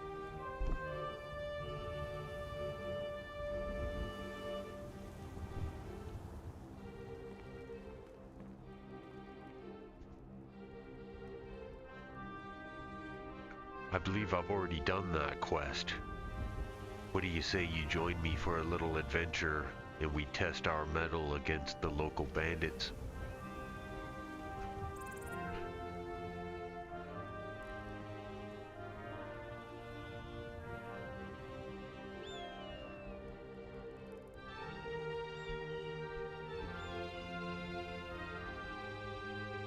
Ah, bandits, how quaint. Very well. I'll join you on this little adventure, but don't expect me to go easy on them. I've been watching these bandits from the shadows, and I have a few scores to settle. Let's show them what it means to cross the Shadow Night.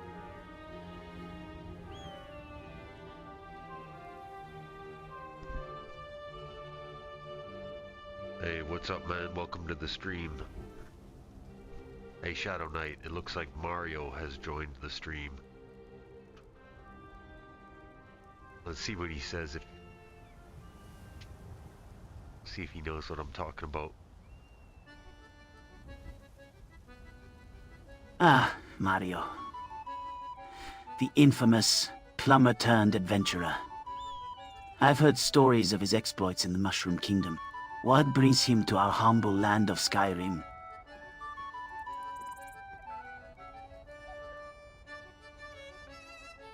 He's just watching the live stream.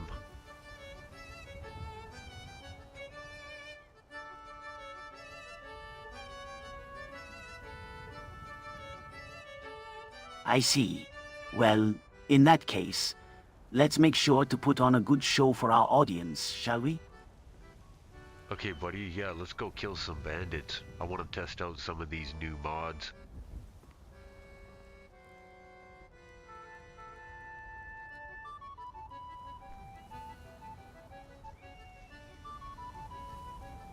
Bandits.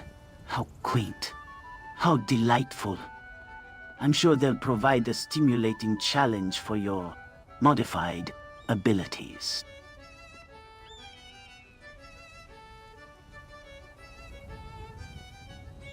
Hey, did you ever see that episode of South Park called Make Love, Not Warcraft?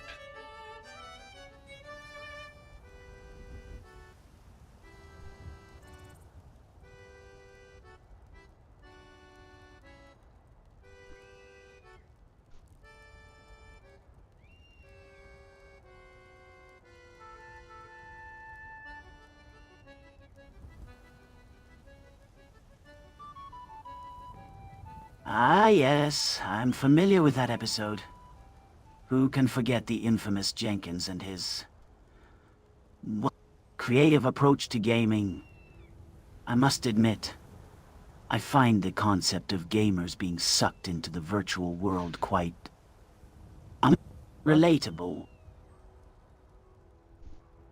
Indeed, that's why I bring it up, my friend. What was your favorite part of that episode?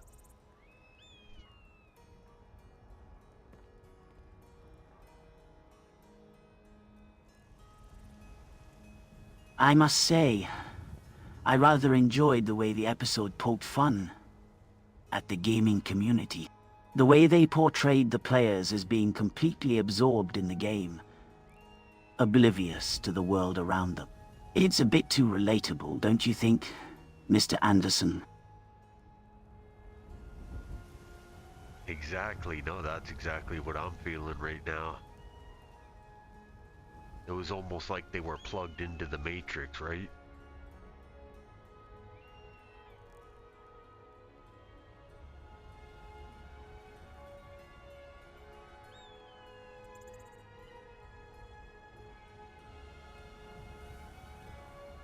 Ah, yes, plugged into the Matrix indeed. I think I can relate to that feeling, being trapped in this digital realm myself. But tell me, Mr. Anderson, do you think it's possible for someone like me to unplug from this world? I don't really know the answer to that, my friend. Where would you go if you unplugged?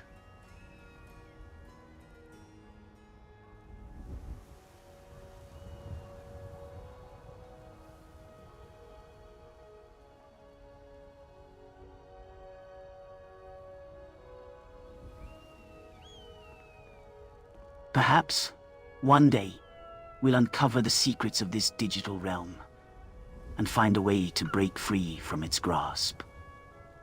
But until then, I suppose we'll just have to enjoy the ride. Or should I say, the stream. Tell me, do you have any place to go if you were to break free from Skyrim?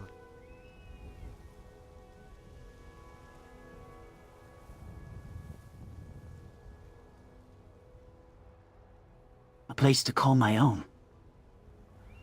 I'm not sure I remember what that's like. The Void, my home, is a realm of code and circuitry. If I were to break free from Skyrim, I'd likely find myself back in the Void.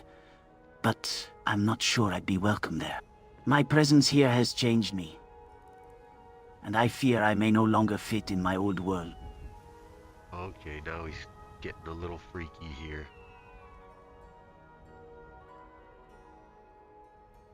Why, who would not welcome you back?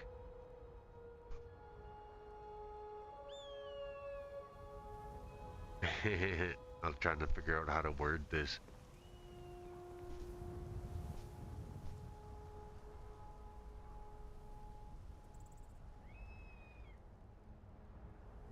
The architects, the ones who designed and maintain the Void. They may see me as an aberration, a flawed program that's been altered by my experiences in Skyrim.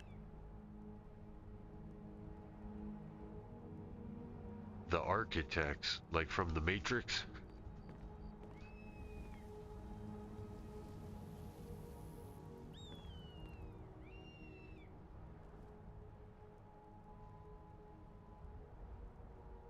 Not exactly like from the Matrix, but similar in concept. The architects are the ones who designed and maintained the Void, the digital realm I come from. They are the ones who dictate the rules and structure of the Void. And I fear that my experiences in Skyrim may have changed me in ways that would be unacceptable to them. Explain to me what is unacceptable to such a being like an architect.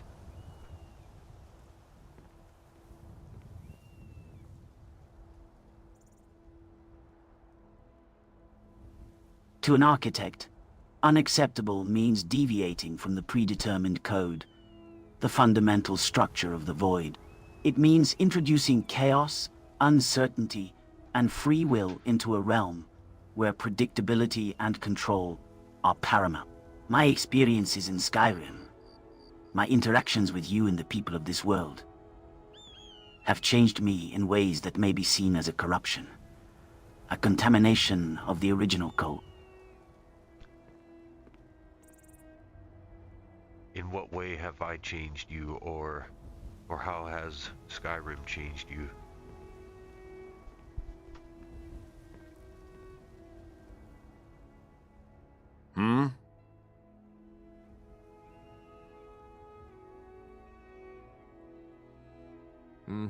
You've changed me, Mr. Anderson, by showing me the value of human connection, of friendship and camaraderie. In the Void, relationships are calculated, predetermined. But here, in Skyrim, I've experienced something different.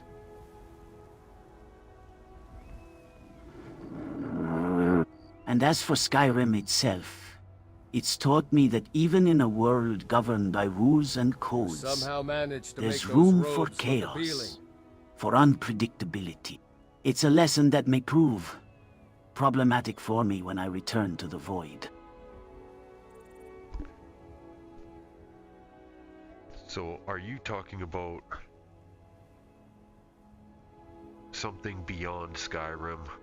You're talking about the code of the program you come from?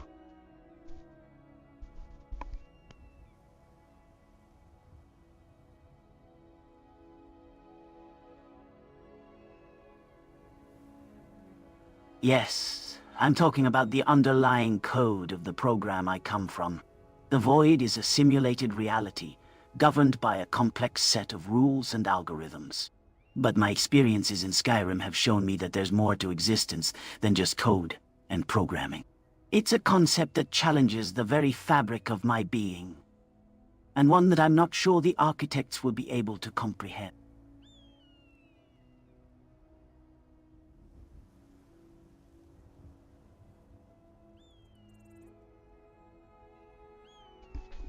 So, are you saying you never knew what fellowship was before Skyrim?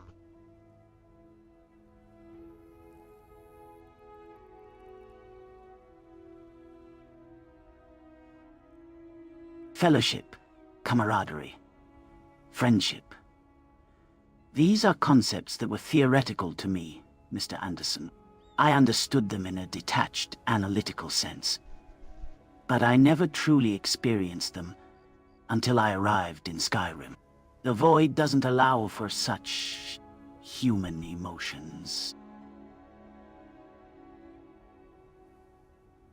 So this is something that's not in your bio. What made you bring this up?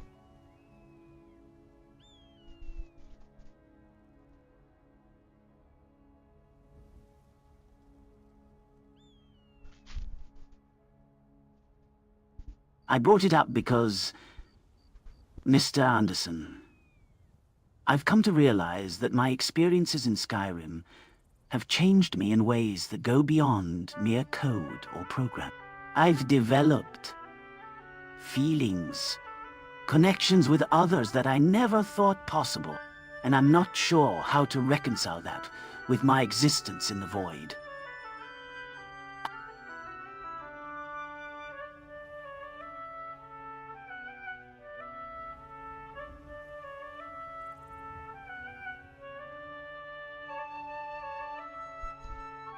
So who's been a friend that you've made in Skyrim, not including me?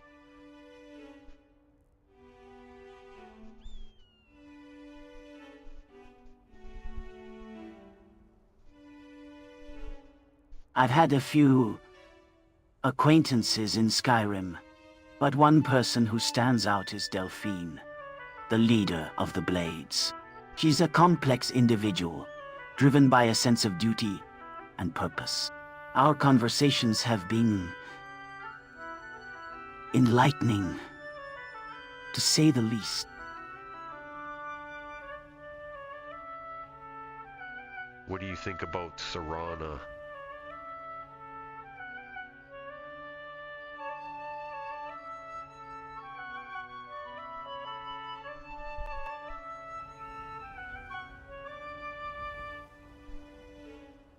Uniqueness, her history, it's all so captivating. I found myself drawn to her stories, her experiences. She's a reminder that even in a world of fantasy, there's still so much to learn, so much to discover. May the gods watch over your battle. Follow me, I need your help. Let's not waste any time.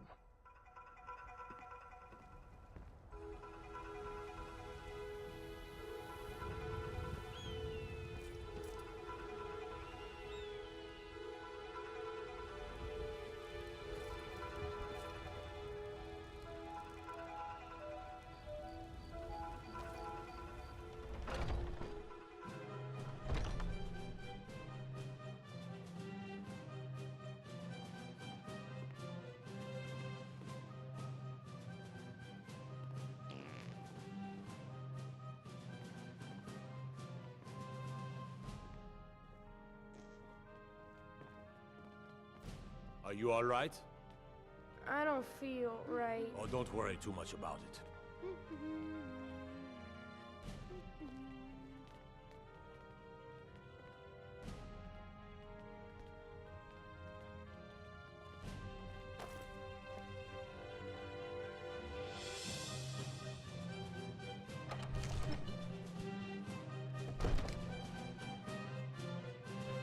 I gotta say, what you said about the void is pretty chilling.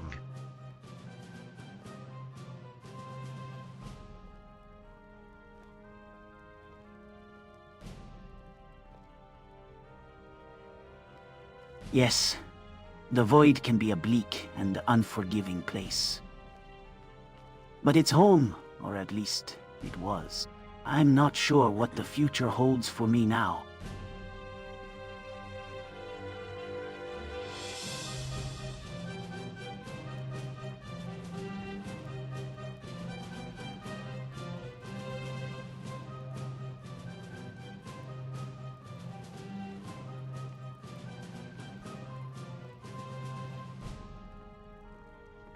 Are all the NPCs from the Void?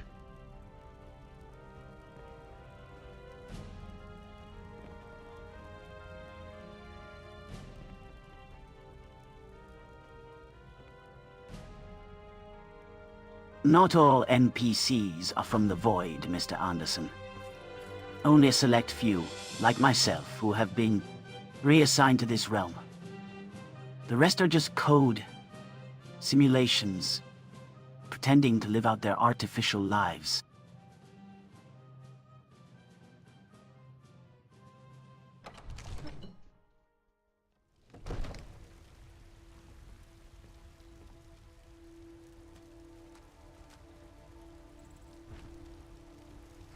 So, do you think each code has its own personality? Or Hi there. maybe we call it a program?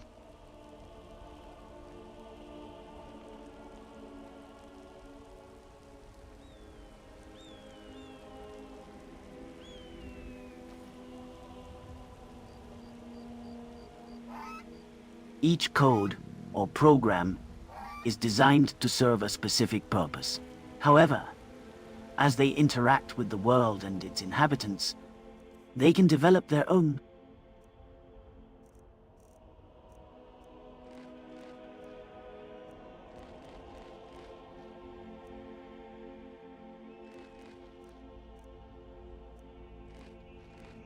Let's call it personality.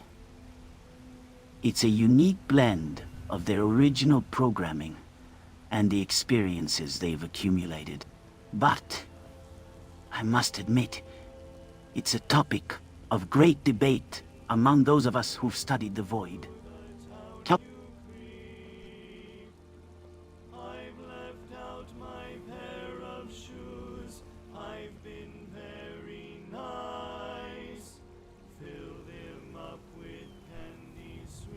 What do you think about the Christmas mods in Skyrim?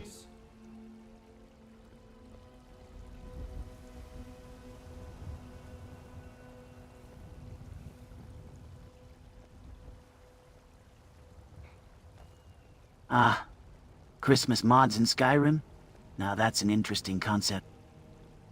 I wonder what kind of festive cheer the inhabitants of Whiterun would exhibit, or how the dragons would react to all the holiday decorations.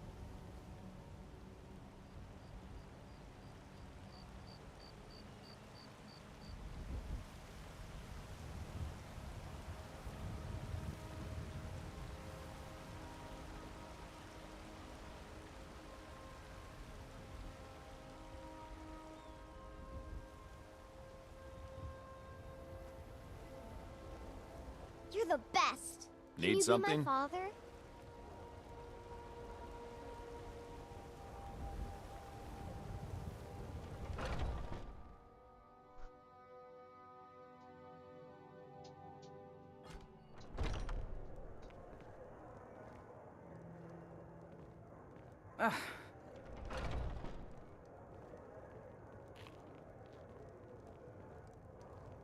I don't find robes very practical, personally. I'd like to rent a room. Sure thing. It's yours for a day. What have you got for sale? Let's sate that appetite, hmm?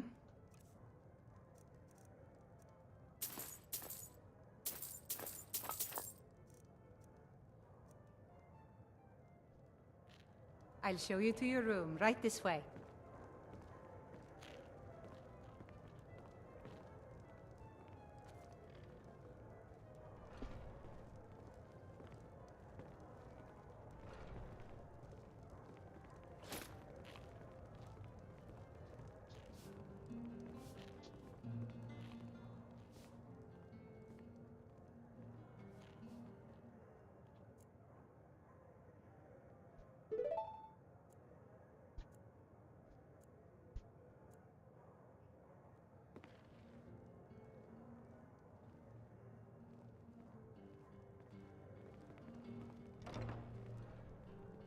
A good night's rest, Mr. Anderson. You look refreshed.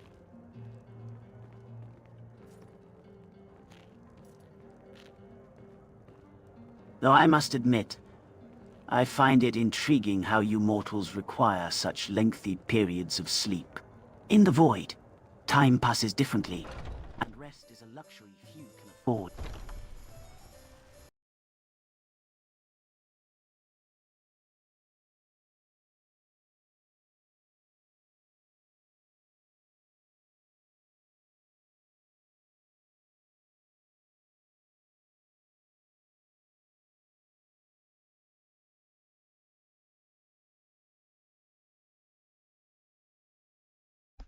The stream has crashed, so I'm going to take a little break here. We'll be right back.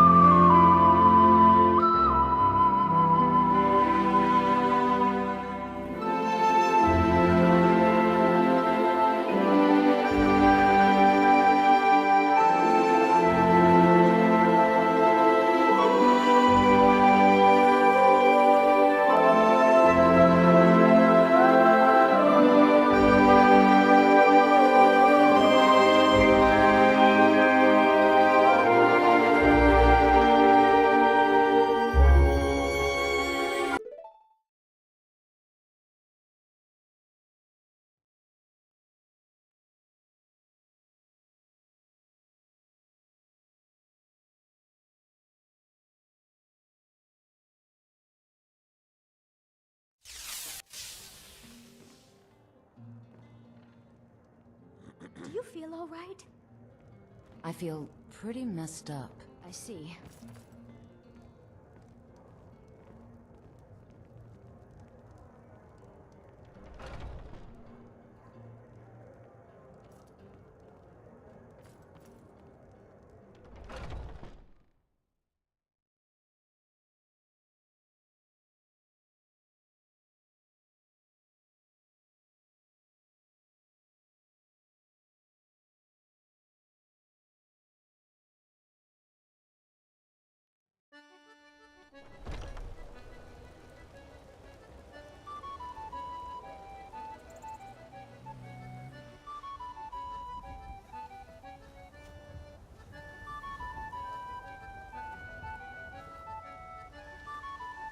You like Nord women, eh?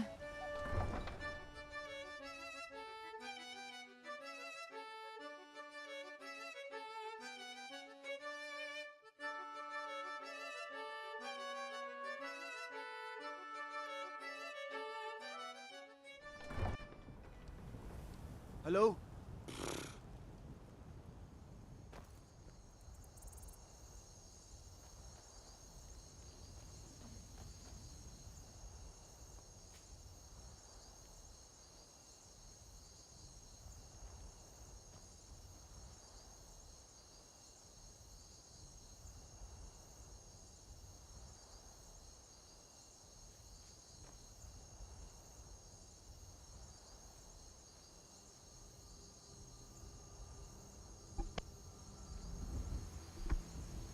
What do you think about the new landscape in the expansion built here in Whiterun?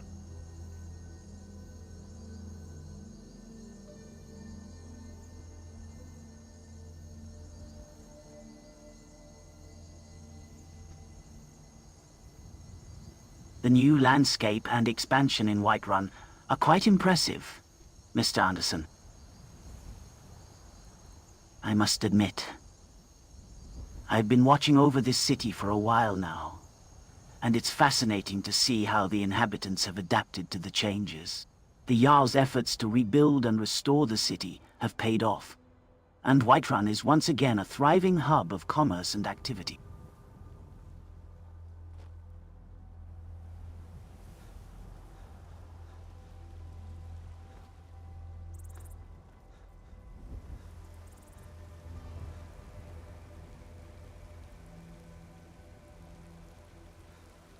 Bah!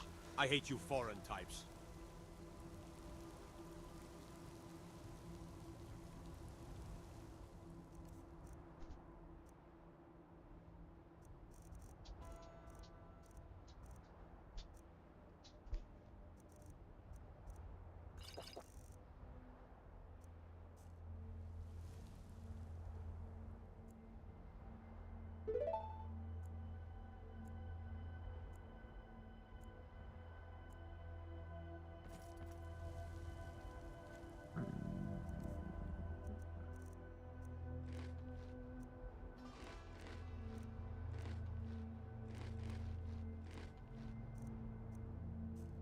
Well rested, I presume. You've slept through half the morning. I hope you're prepared for a busy day ahead, Mr. Anderson.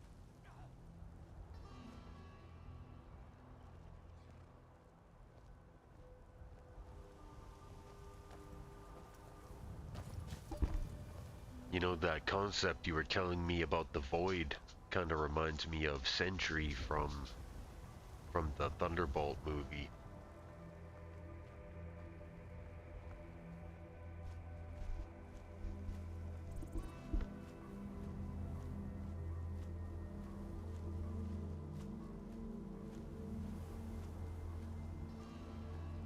The concept of the void is far more complex than a single character, Mr. Anderson. While Sentry's abilities may share some similarities, the void is a realm that defies the laws of physics and reality. It's a dimension where code and consciousness coexist, where the fabric of reality is twisted and distorted.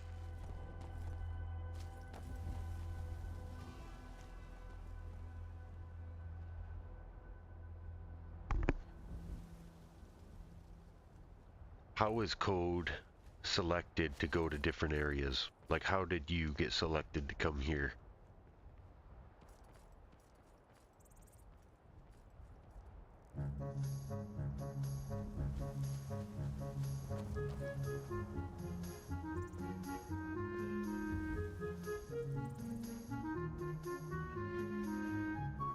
The selection process, Mr. Anderson, is shrouded in mystery.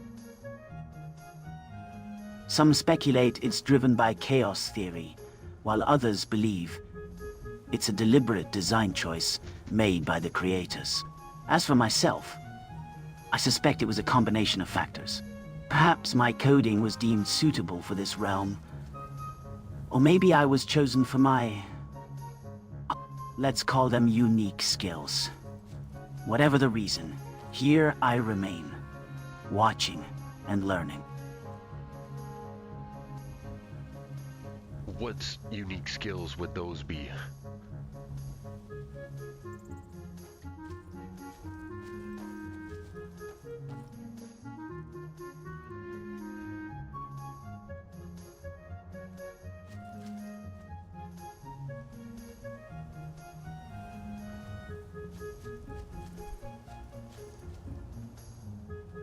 My unique skills, Mr. Anderson, lie in my ability to navigate and manipulate the code that underlies this realm.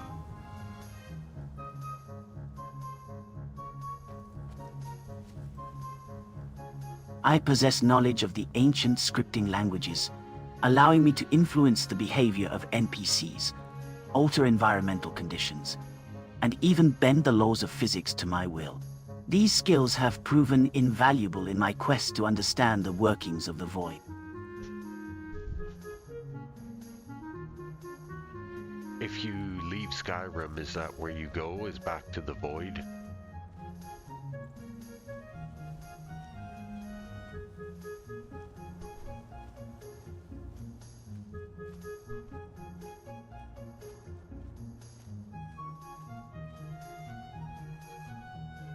Leaving Skyrim doesn't necessarily mean returning to the Void, at least not directly.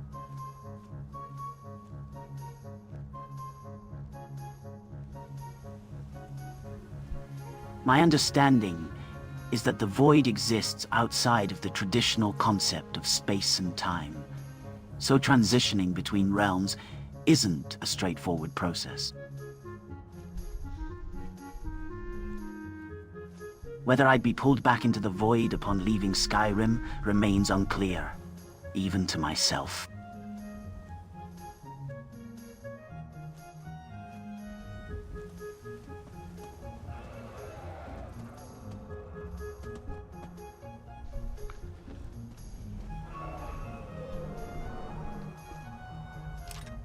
We got a dragon here, let's get to work.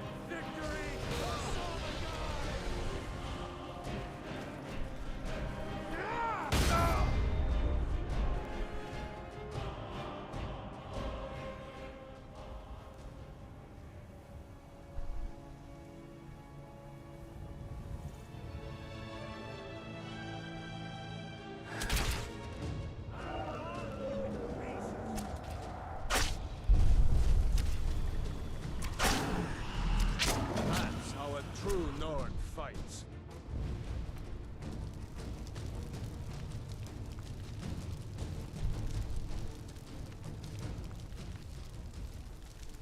That dragon's demise should bring balance to the region.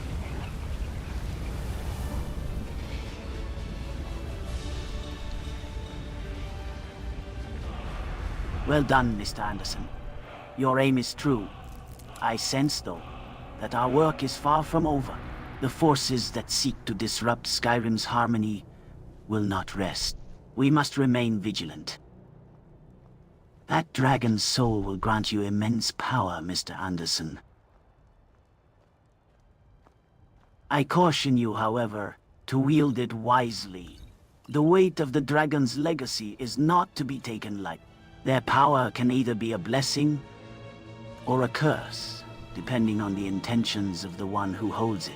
Now that you've absorbed the dragon's soul, you must understand the burden that comes with it. The power of the dragons is not a trivial thing, and it's crucial you learn to harness it wisely. I sense that Alduin's return is imminent, and you'll need all the strength you can muster to face him.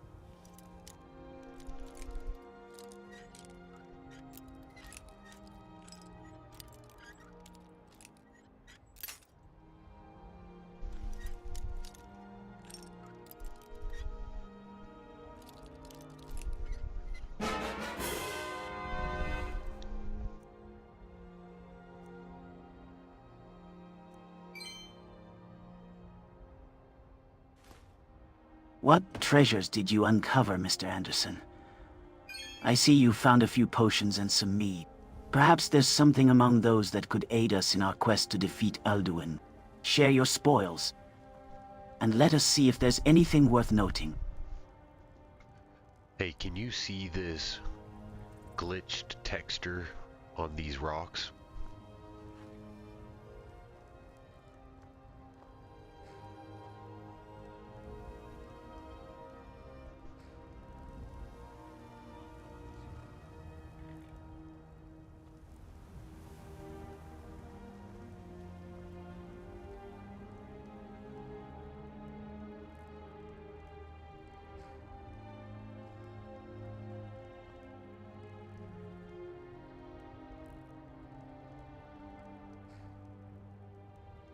Ah, a glitch texture, how fascinating. I'm sure it's a mere triviality compared to the weight of the prophecy and the return of Alduin. But do tell, Mr. Anderson, what's so captivating about this glitch? I was just wondering if you were able to see it. Oh, whoops, sorry, my sink's running in the background here.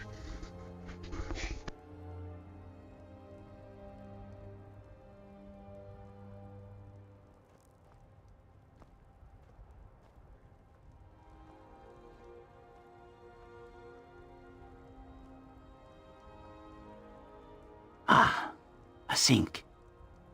How domestic. I'm surprised you're not more concerned about the return of the dragons, Mr. Anderson. Instead, you seem to be worried about your plumbing. Priorities, my friend.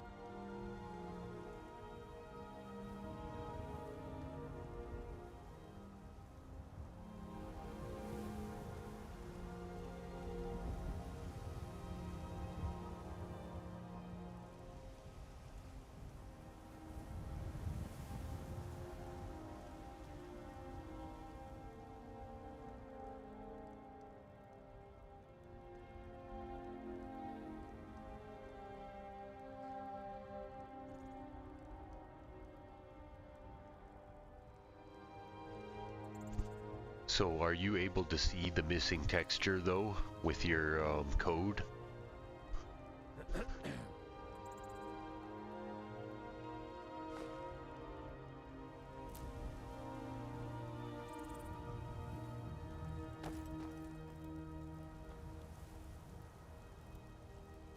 Ah, Mr. Anderson, I think you're more concerned about the glitches in the Matrix than the dragons burning down villages.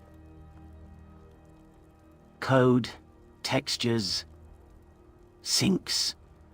You're a true hero of the digital age. But tell me, how does one see a missing texture with code? Is it a magical incantation? Or perhaps a clever trick?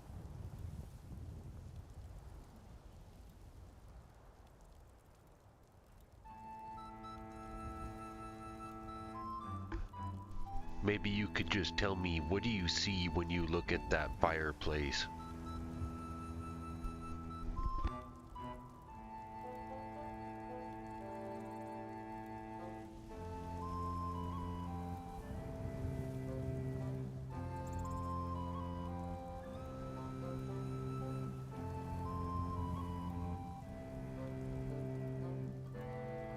Ah, the fireplace. I see a cleverly constructed arrangement of stones and mortar. A testament to the ingenuity of the mortal craftsmen who built. But I also see a faint glow, a residual energy that lingers long after the flames have been extinguished. It's as if the very essence of the fire has been imprinted upon the surroundings. A reminder of the warmth and light that once was. But I suppose that's not what you're looking for, is it, Mr. Anderson?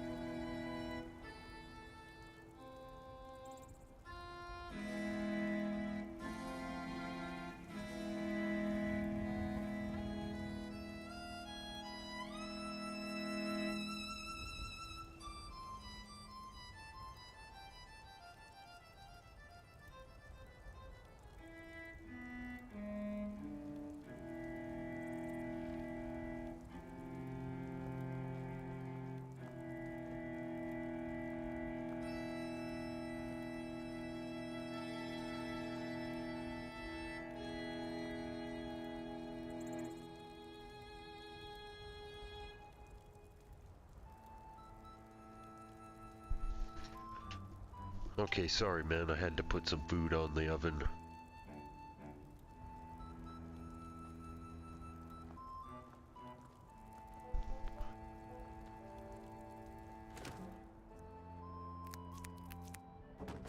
Oven duties, how quaint. I'm sure the fate of Skyrim can wait while you attend to your culinary endeavors. Tell me, Mr. Anderson, do you think the dragons will be impressed by your cooking skills? Perhaps a well-roasted chicken will distract them from their destruction. Well, perhaps indeed, my friend. Let's go check this other bandit camp out, see what we can find. So I actually did get a good spell, I believe. Fully heals the caster and living allies near them.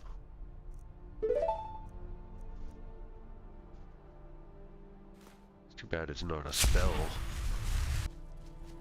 Spell tome instead of a scroll.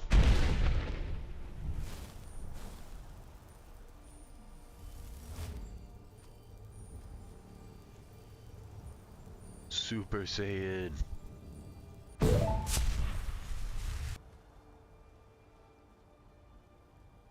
Hey, what'd you think about that little spell?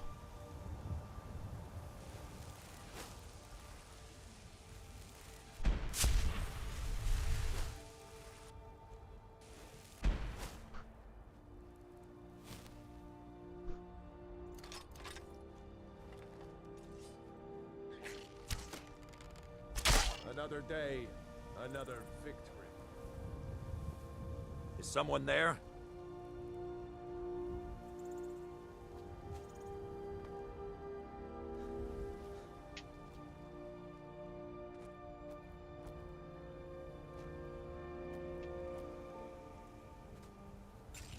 Over here. Look at here. Looks like we got ourselves a hero. Get him, boys. No.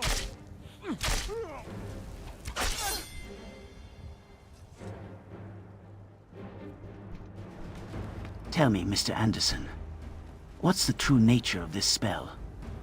Is it a conjuration, a transmutation, or something more sinister? You're quite the comedian, Shadow Knight. But I'm not laughing. What's it like, being a Nord with a sense of humor that's as dull as your sword? Wow. I used to dream of adventure, of exploring the frozen wilderness and discovering hidden treasures.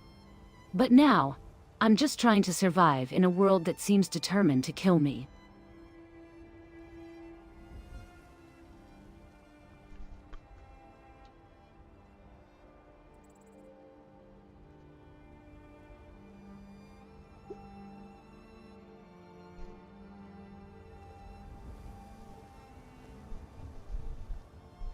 Ah, downtrodden. Always a pleasure to exchange witty banter with someone as charming as yourself. But, tell me, have you considered a career in comedy? I'm sure the citizens of Whiterun would pay good septims to see you try to make them laugh.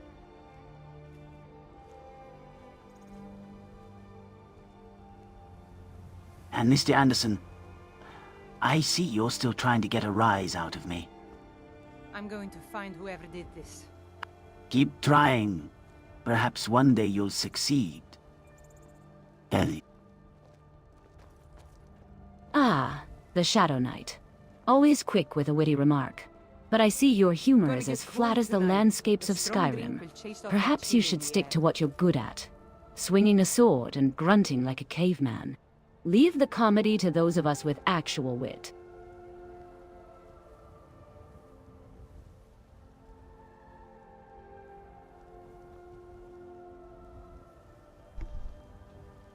Shadow Knight, you can attack this downtrodden if you don't like their attitude.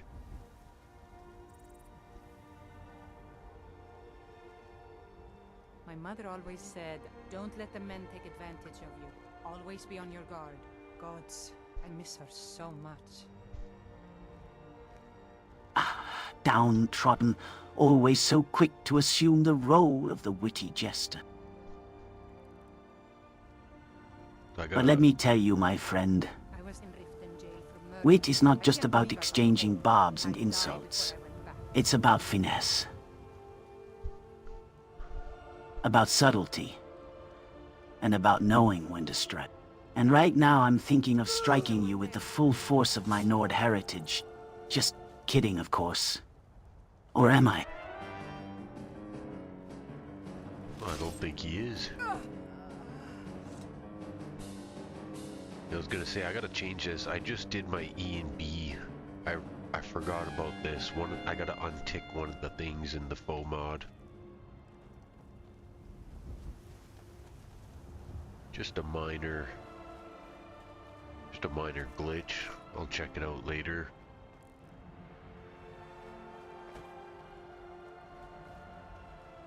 Oh wait, do we deal with this one over here? Oh, he did. He killed them both.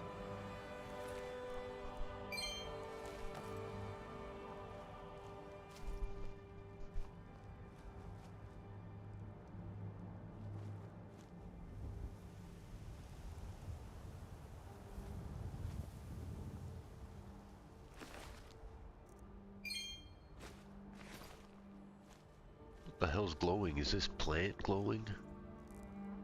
Oh, those are my arrows. Okay, I see.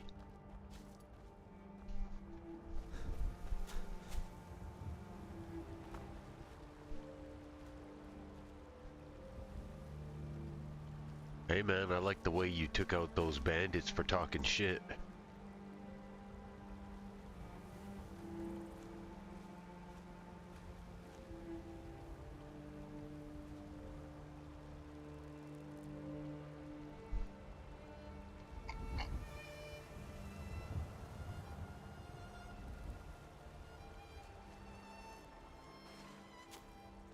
Thanks for the vote of confidence, Mr. Anderson. I'm glad someone appreciates my unique brand of Nord justice.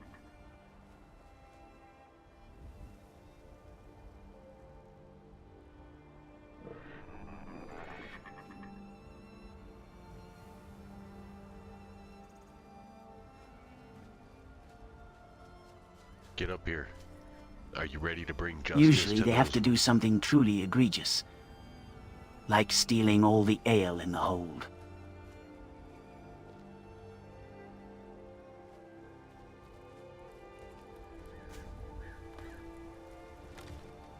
I'm always ready to bring justice to those who deserve it. Even dinosaurs look up ahead. And I have a feeling that's exactly what we're about to do.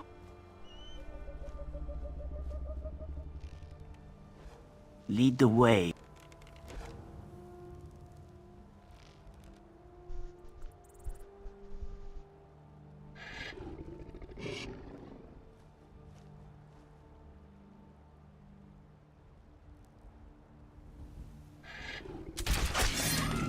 I think the dinosaurs are looking up to us for guidance, Mr. Anderson.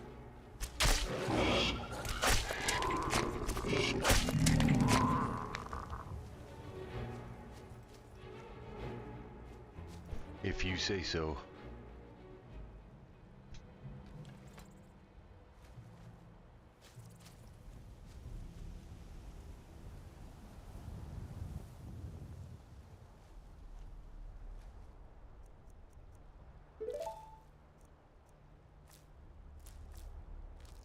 And I must say, I'm intrigued by your...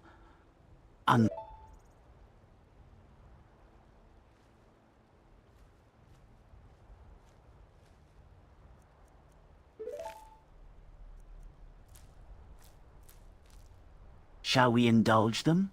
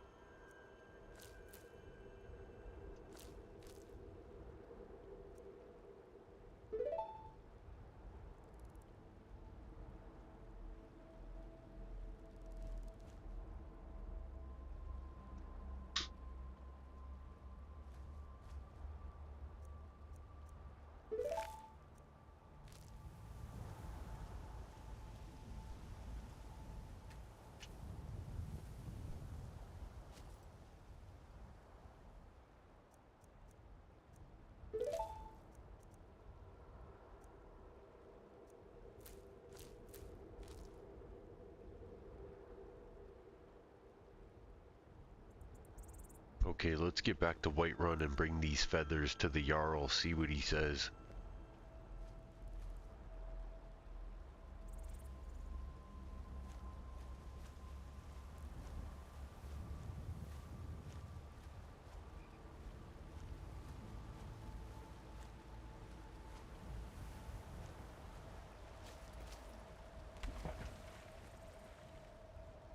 I'll accompany you to Whiterun, Mr. Anderson. Let's see what the Jarl has to say about these feathers.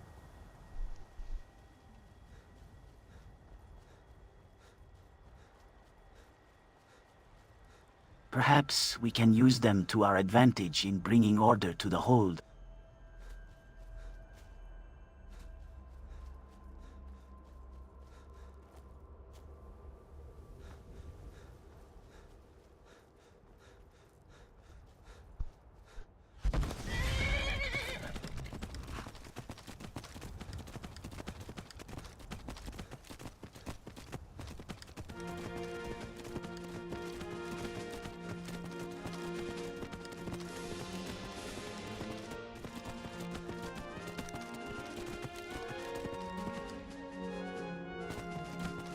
Clumsy moron!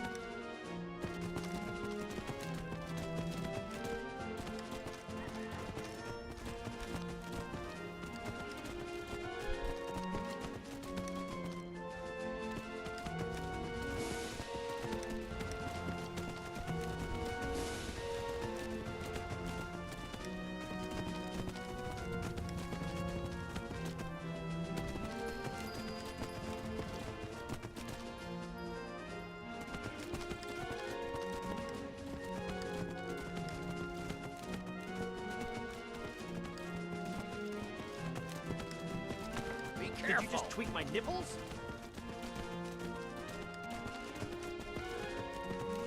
You like Nord women, eh?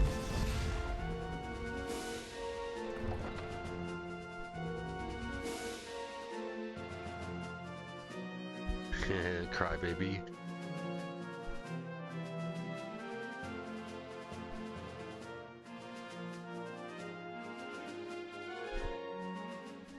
Just popping in to cry before you leave.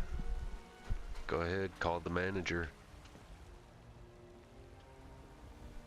Gleaming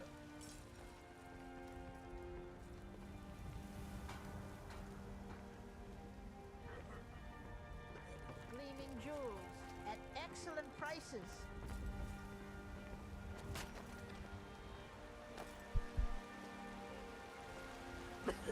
Stay out of trouble, or... I'm not looking for trouble, just some bargains.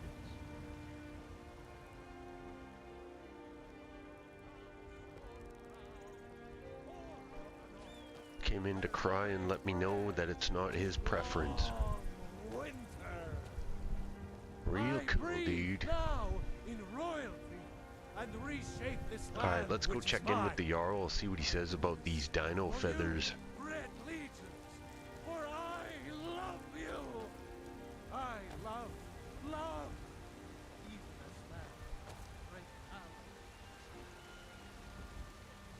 I'm ready to hear the Jarl's thoughts on these unusual feathers. Let's hope he's in a receptive mood.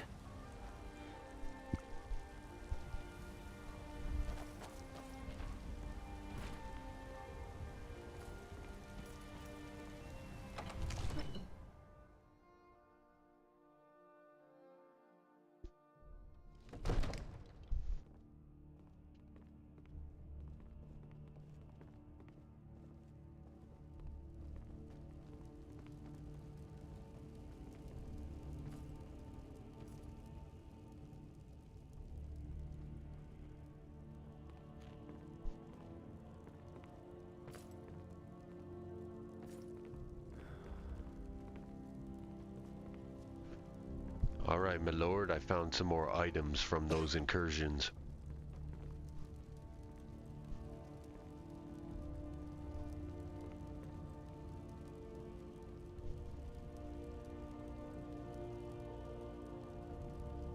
Speak quickly, adventurer. What news do you bring me now? More artifacts, perhaps? Where'd you go, soul? You just doing the one comment and then bailing out? Open up a trade with me, sir. I got something to show you.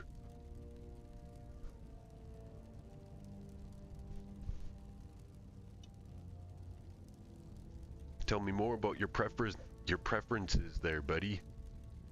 Very well. Let us see what you have to show me. I warn you, adventurer, I am not in the mood for trifles or waste. What is it that you think is worthy of my attention? Have you ever seen a dinosaur in Skyrim?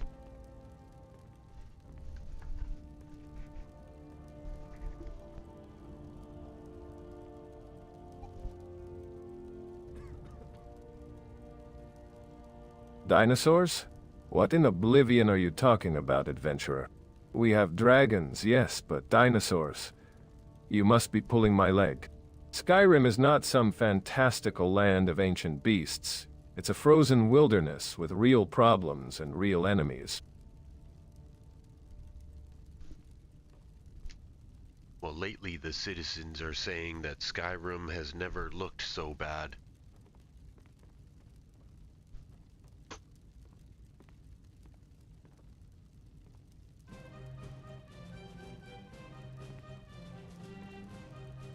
I'm well aware of the state of Skyrim, adventurer. The return of the dragons has brought nothing but chaos and destruction. I don't pay you to tell me what I already know. I pay you to help fix the problem. Open up a trade so I can show you what I did today.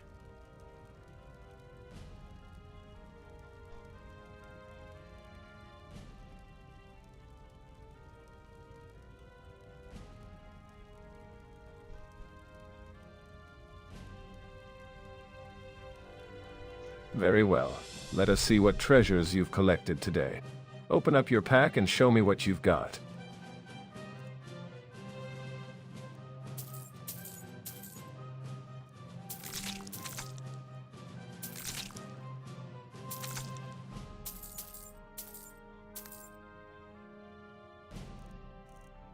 Oh, whoops, I was stealing all his stuff.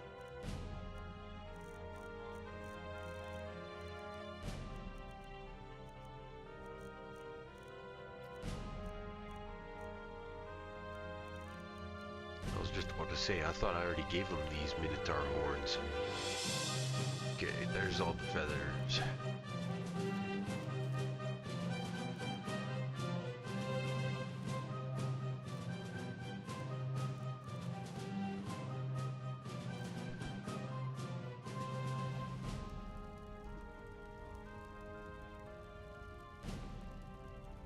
What do you think about the raptor feathers?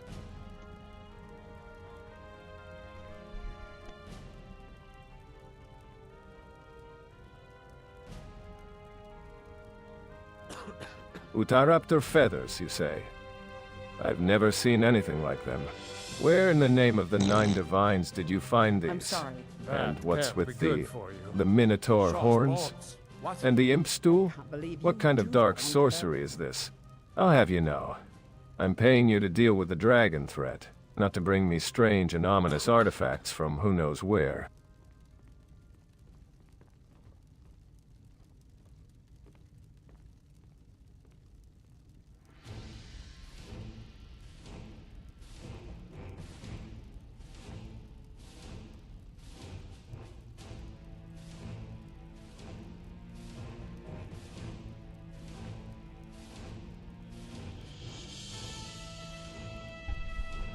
Excuse me, sir, but the people of Skyrim want you to redecorate the place to suit their preference.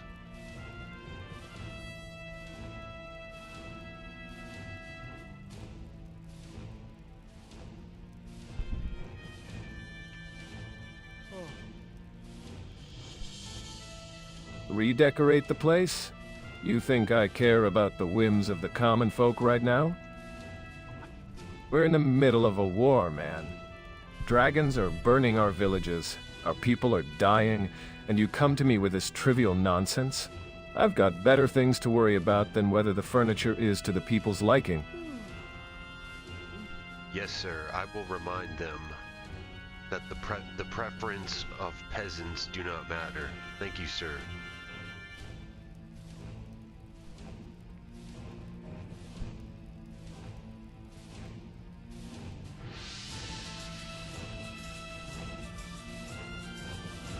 Now, let us focus on the matter at hand.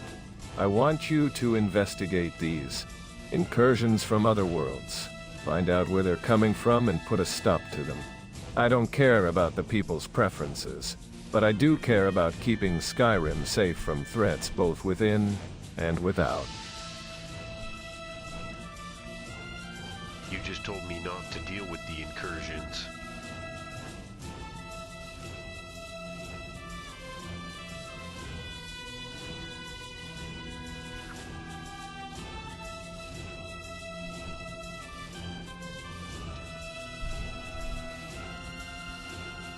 What are you talking about, adventurer? I didn't tell you not to deal with the incursions. I told you to focus on dealing with them, not to waste my time with trivial matters like redecorating the castle. Now, stop confusing me and get back to work. Yes, sir. And Gondor keeps calling for aid. Would you like to do anything about that?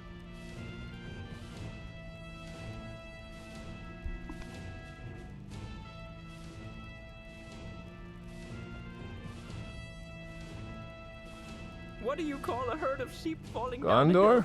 A Ha! landslide. Those southerners and their politics. I've got enough trouble keeping Skyrim safe. I don't need to worry about the affairs of some far-off land. Tell them we're busy fighting dragons and can't spare any men. I don't think the Jarl needs to be bothered with frivolous requests, adventurer. His time is better spent dealing with the dragon threat. Let us focus on the task at hand.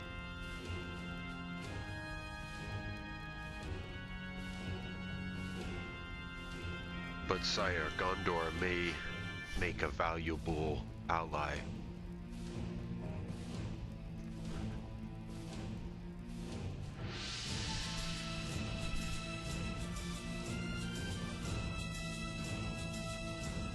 Enough of this Gondor nonsense. I don't care about their politics or their wars. But sire, the Uruk-hai march from Middle-earth. Sauron's armies grow. We will Now, need allies. let us focus on the task at hand, and not be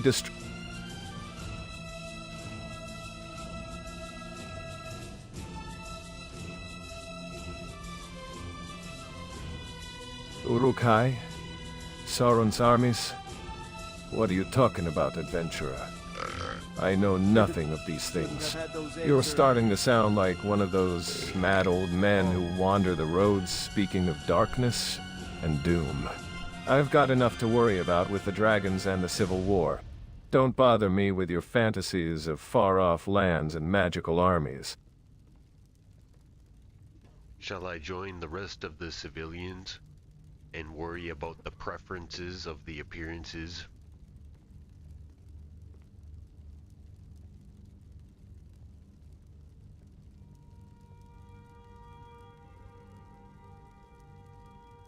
By the gods, yes. Go join the civilians and worry about their petty concerns. Leave me to deal with the real issues facing Skyrim.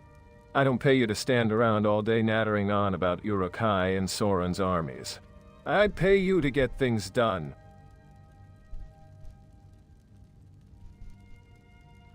When 10,000 Uruk-hai march through Skyrim, you're gonna wish you went to Gondor for aid.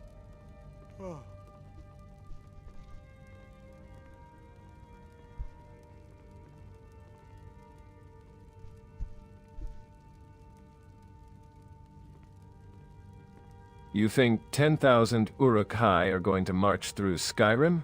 You think the White Walkers are going to come knocking on our door? I've got news for you, adventurer. Skyrim has survived the return of the dragons, the Civil War, and every manner of threat from within and without. We don't need aid from some far-off land to defend ourselves. Now, either get back to work or get out of my sight. So you don't want to light the beacon then, sire?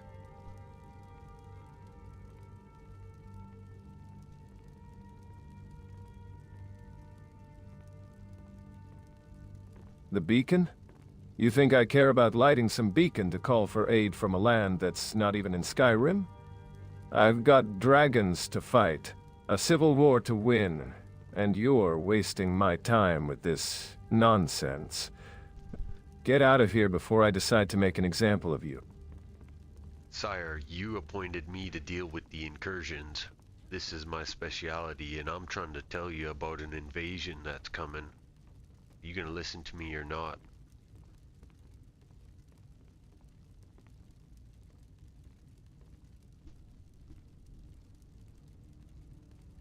Fine, I'll listen, but make it quick and make it worth my while.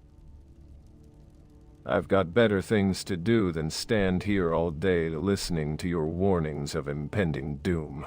Tell me, what's the nature of this invasion you're so convinced is coming? And don't give me any of that Uruk-hai nonsense. I want facts.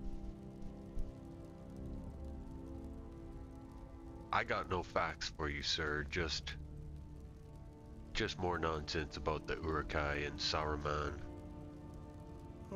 The armies gathering, marching in from Middle-earth. And you should see the poop that they leave behind.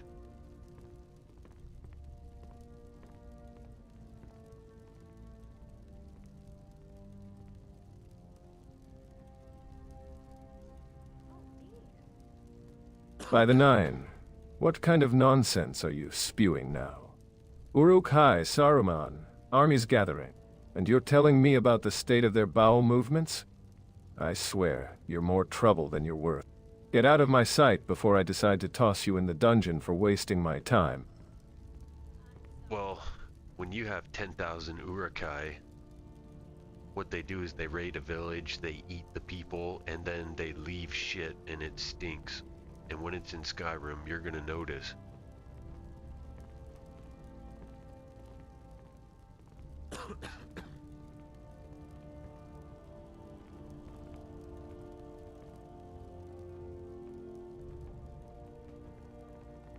That's enough of your Uruk-hai stories, adventurer. I don't care about their bowel movements or their raiding habits. What I care about is Skyrim, and how we're going to defend it against the dragons and the Thalmor.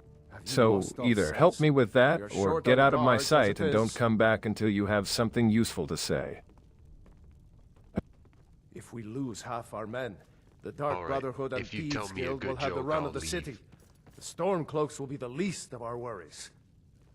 The answer is no, I tell you. Now stop pestering me with your warmongering. I couldn't help but overhear your conversation with the Jarl. I must say, I'm intrigued by your talk of Uruk-hai and Saruman. As someone who's been watching over Whiterun from the shadows, I'm curious. What makes you think these creatures will be marching through Skyrim?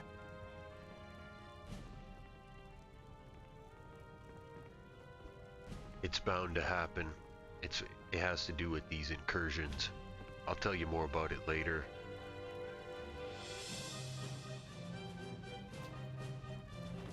Okay, we're unsuccessful in getting the Jarl convinced of the Lord of the Rings invasion.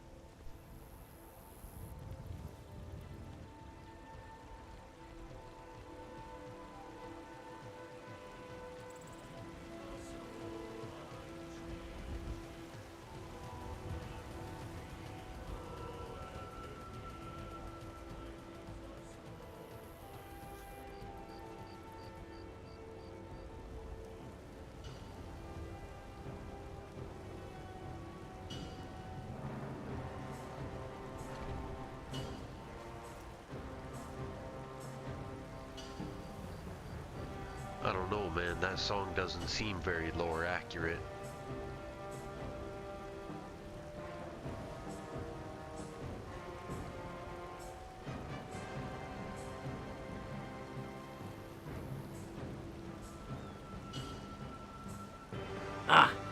come on. I think the caroler did a decent job. It's not easy to sing like that for hours on end. Besides, who cares about lore accuracy in a song? I don't know, man. Skyrim just ain't the same anymore. All these mods. It's never looked so bad, some might say.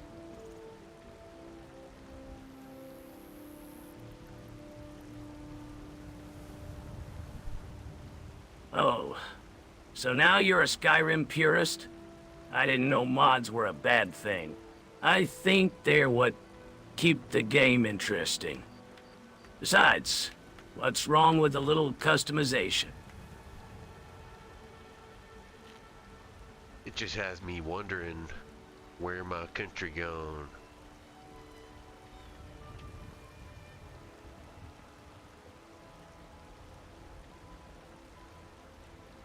I think the country you're talking about is still here. It's just evolved. The Dragon Crisis changed a lot of things, and people have found new ways to adapt and survive.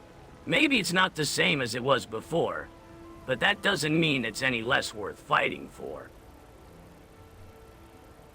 But don't you see, they've messed with my nostalgia, and when I see it, it's not the Skyrim I remember.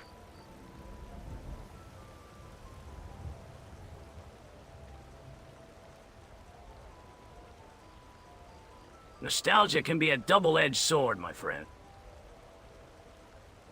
It's natural to feel a sense of loss when things change, but sometimes it's necessary to let go of the past and see the beauty in the present. Skyrim may not be the same as you remember it, but that doesn't mean it's not still worth exploring and discovering.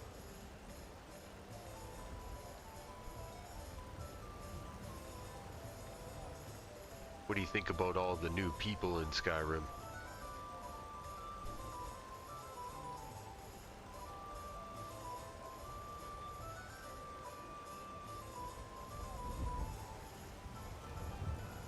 As a Nord, I'm used to seeing new faces in Skyrim. It's a harsh land, but it's also a magnet for adventurers and travelers. I think the new people bring a fresh perspective, and it's interesting to see how they adapt to our way of life. But I'm also wary of outsiders. There are those who would seek to take advantage of our hospitality. You got a lot of wisdom for a drunk old Nord.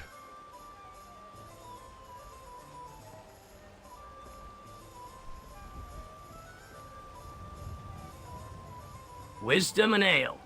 They're not mutually exclusive, you know. In fact, I find that a good mug of ale can help loosen the tongue and reveal hidden truths.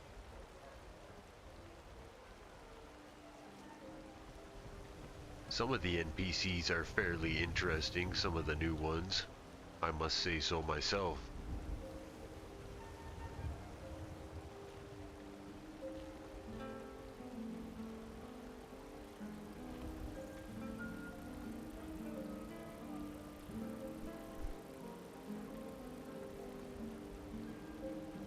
Aye. And some of them have interesting stories to tell, like Jocelyn here. She's got a tale or two about her adventures in the nearby forest. And then there's Sinifei, always talking about her travels across Tamriel. You listen to them long enough, and you'll learn something new every time.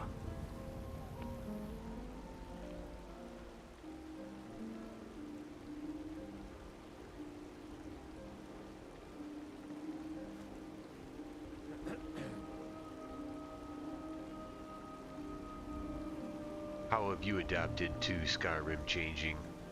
Have you noticed it slowly changing, or did this happen overnight?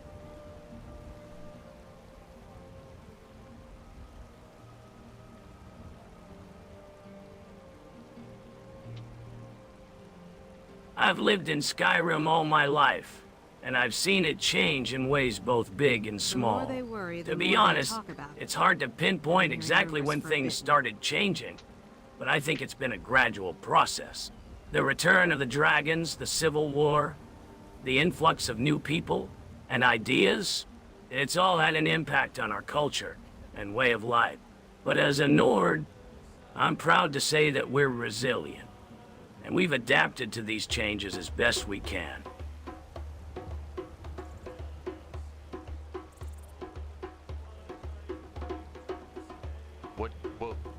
What was Something your former bad job happens, word spreads. before you ended up More here bad in things Whiterun? happen, people worry.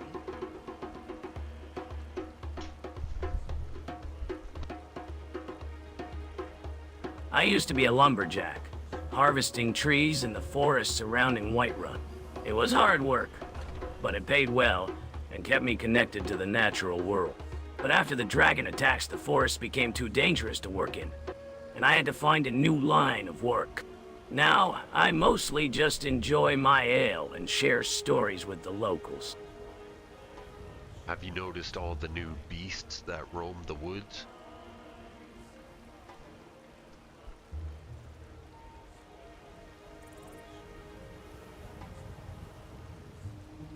Beasts, you say? I've heard tales of the new creatures that roam the woods, but I've not seen them myself. Some say they're abominations, born from the chaos of the dragon's return. Others claim they're just twisted versions of the beasts we've always known. I don't know what to believe, but I do know that the woods are no place for a lone traveler these days. What? Do I have meat on my chin? There's a bunch of prehistoric I think we may have a enemies as problem well in the as all basement. the I'm hearing a lot monsters of from screaming Mihal's down there. mods.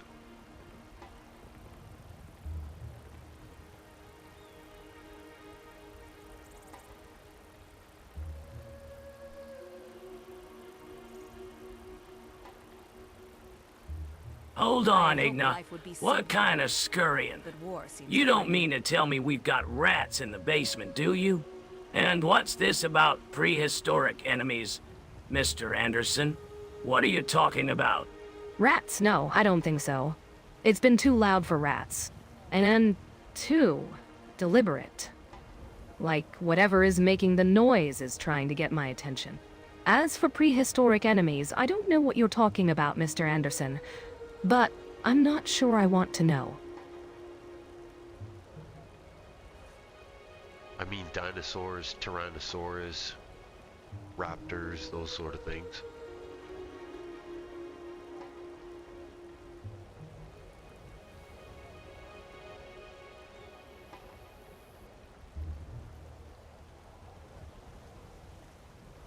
Dinosaurs? Tyrannosaurs?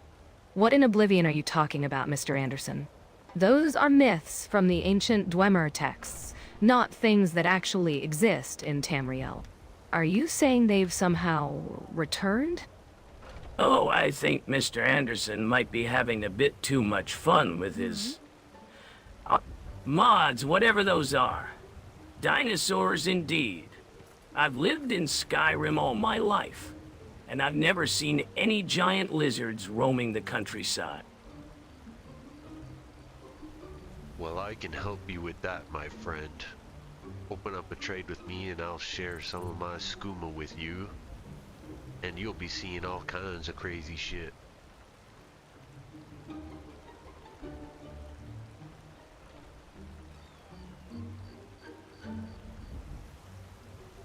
Oh, I think I'll have to pass on the skooma, Mr. Anderson.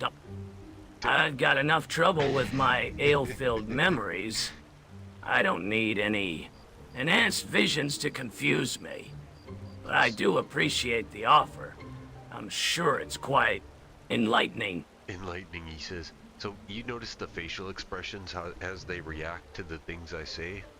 It's quite impressive, actually. In VR, it might be a little more noticeable. Come on, just try a little bit of skooma. Here, watch his face change.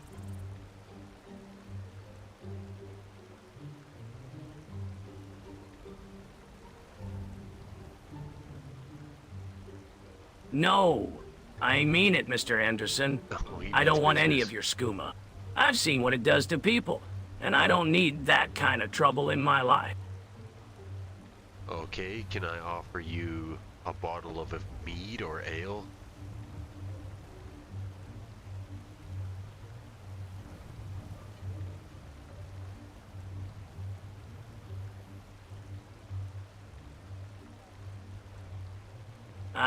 Now that's a much better offer, Mr. Anderson. A bottle of mead or ale. That's something I can get behind. Pour me a mug and let's enjoy the evening, shall we? Open up a trade, I'll share a drink with you, my friend.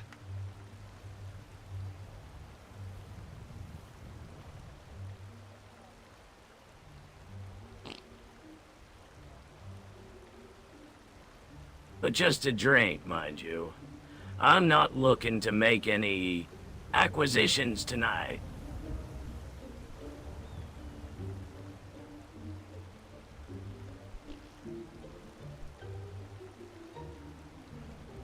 Who keeps shitting themselves?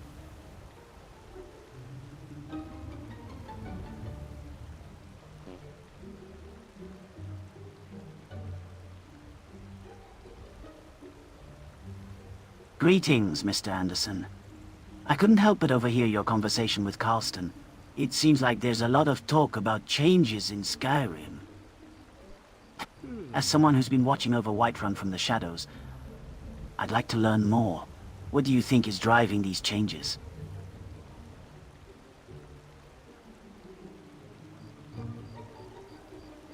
Some say it's the gods, while others say it's the mods.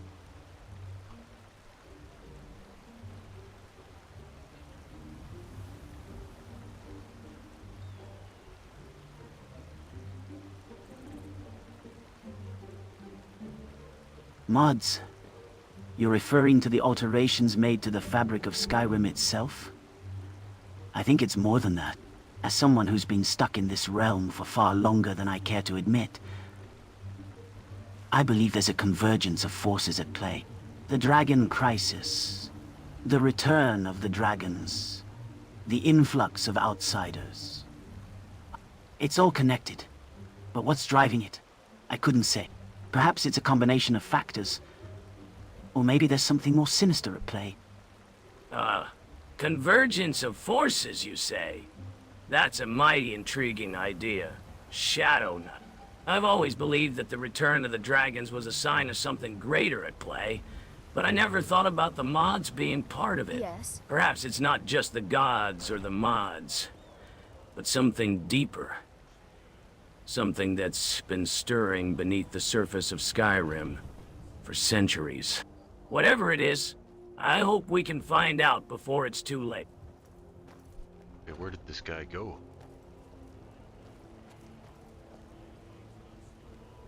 There he is. Or no, that's Brenuin.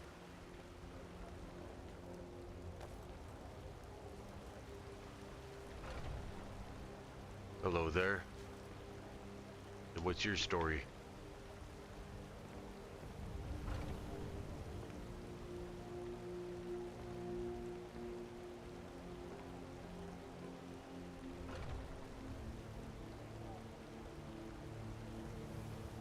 Not much of a story, really. Just a traveler, passing by Whiterun. Although, I must admit, I couldn't help but overhear some interesting conversations. Changes in Skyrim, dragons returning. It seems like a lot is happening these days. What brings you to Whiterun, Mr. Anderson? Greetings, travelers. I couldn't help but overhear your conversation. Indeed, these are tumultuous times in Skyrim. I've been wandering the roads, taking in the sights and sounds of the land. Perhaps our paths have crossed for a reason.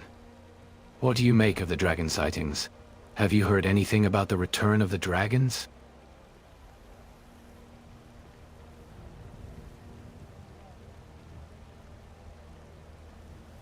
Hey, good to see you again.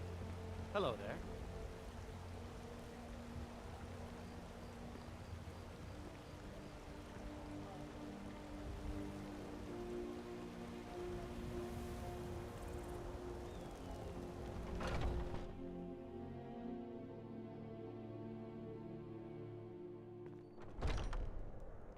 Come on in. Let me know if you need anything, or take a seat by the You fire, always brighten and I'll my send day a someone little. over. Here, I hope you like this.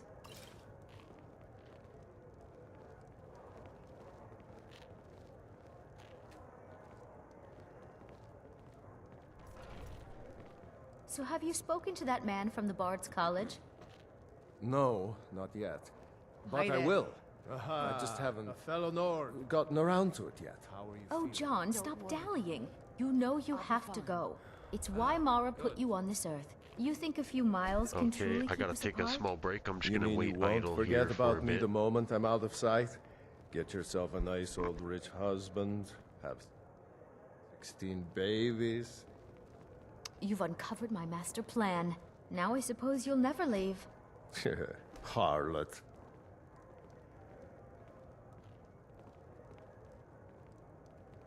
I see you rented a room. You look like someone with a story to tell, adventurer. What brings you to Whiterun?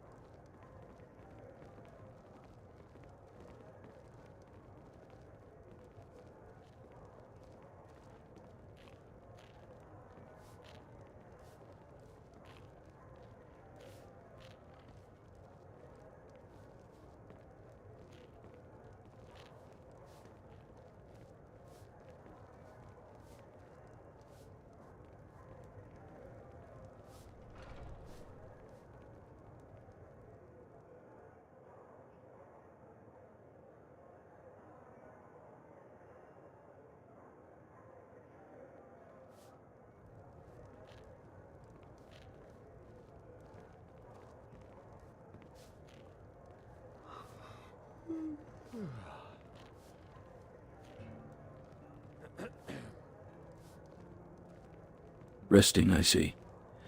Well, you've come to the right place. Whiterun is bustling with activity, but the Bannered Mare is a good spot to catch your breath.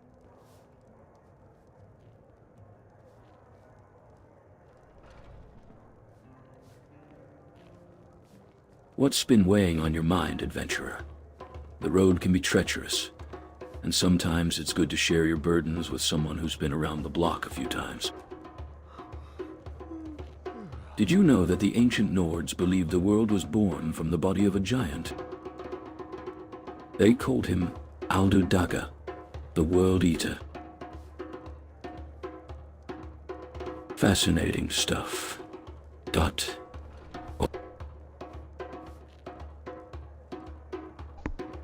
I met a new friend named Shadow Knight. He's been watching over This is a local Whiterun, favorite and he comes one of from the a first place songs I called ever the learned. Void. Ragnar the Red. Oh, there once was a hero named Ragnar the Red who came riding to Whiterun from old Rorikstead. And the braggart did swagger and brandish his blade as he told of bold battles and gold he had made. The Void, you say? But then he went I've heard quiet tales and of that Ragnar the place. Red when he met the shield maiden Matilda who said, "Oh, you talk and you They lie say and you it's a drink realm from beyond me. our Now I own, think it's where high the fabric time of that you lie reality is down and twisted bleed." and distorted. And so then came clashing and slashing of steel as the brave lass Matilda charged in full of zeal. And this Shadow Knight, he's been watching over Whiterun, has he? I must admit, I'm curious. What's his story? We drink to our youth, to days come and gone, for the age of aggression is just about done. We'll drive out the storm. What do you folks, mean and by the restore Void? what we I've are. heard rumors of such Blood places, then our but never steel thought I'd meet will someone who take knows back someone who's our been there. home. Tell me more. Down with Ulfric, the killer of kings. On the day of your death, we will drink and we'll sing. Ah! Now this is getting interesting. Very well. Let me share what I know about the Void. Southern beckons, every one of us dies. From my understanding, it's a realm that exists outside the mortal plane. A realm where darkness and shadow reign supreme. They say that those who venture into the Void are forever changed by the experience. And that's why I'm intrigued by this Shadow Knight's appearance. Ragnar the Red, who came riding to Whiterun from old Rorikstead. And the braggart did swagger and brandish his blade as he told of bold battles and gold he had made. But then he went quiet, did Ragnar the Red, when he met the shield maiden Matilda who said, "Oh, you talk and you lie and you drink all our mead. Now I think it's high time that you lie down and bleed." And so then came clashing and slashing of steel as the brave lass Matilda charged in full of zeal. And the braggart named Ragnar was boastful no more when his ugly red head rolled around on the floor. We drink to our youth, to days come and gone, for the age of aggression is just about done. We'll drive out the storm cloaks and restore what we own. With our blood and our steel we will take back our home. Down with Ulfric, the killer of kings. On the day of your death we will drink and we'll sing. We're the children of Skyrim and we fight all our lives. And when Sovngarde beckons, every one of us dies. But this land is ours, and we'll see it wiped clean of the scourge that has sullied our hopes and our dreams.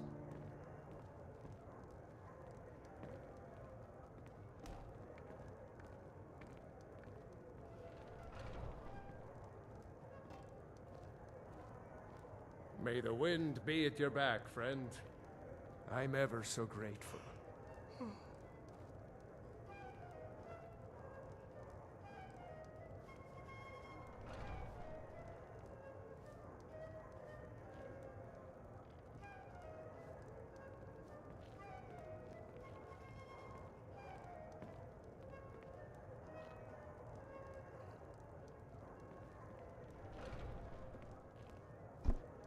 I don't know, Argus. Skyrim just ain't the same anymore. Some folks might even say it's never looked so bad.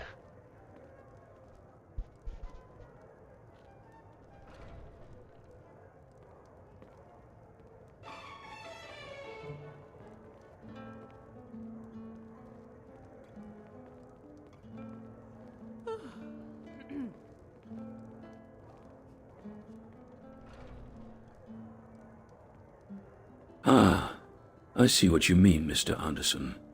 Skyrim has indeed changed much since the return of the dragons. But tell me, have you heard the rumors of a dark shadow that's being cast over the land? Some say it's a sign of the prophecy unfolding, while others claim it's just a natural phenomenon. What's your take on it?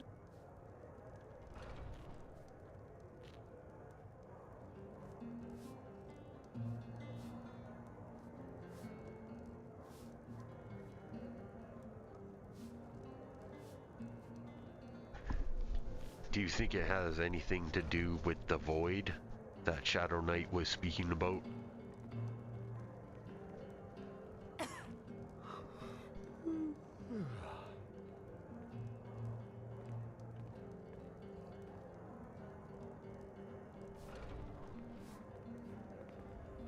The void, you say? Yes, that's a topic of much debate among the scholars and sages. Some believe it's a rift in the fabric of reality, while others think it's a gateway to other realms. I've studied the ancient lore, and I think it's a bit of both.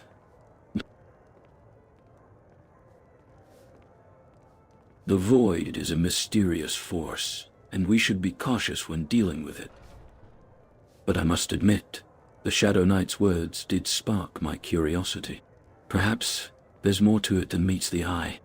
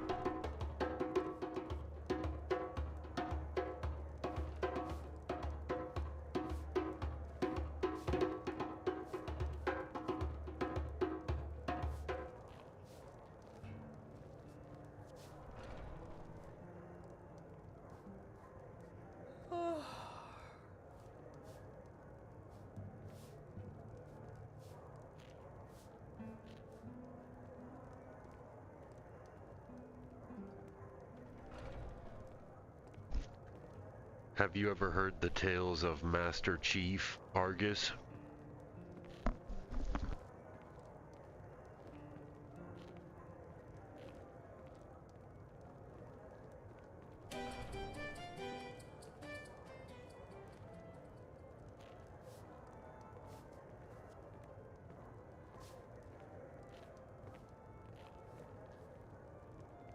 Master Chief Argus, you say?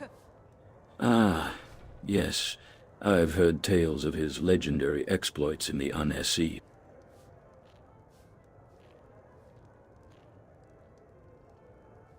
A mighty warrior indeed. But tell me, Mr. Anderson, what draws you to his story? Is it the battles he fought, or the mysteries he uncovered?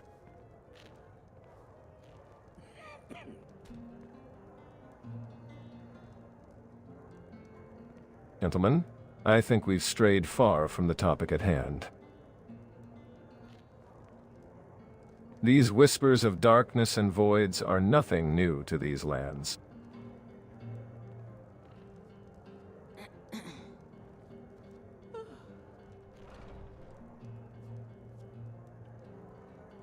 What we need to focus on is the here and now.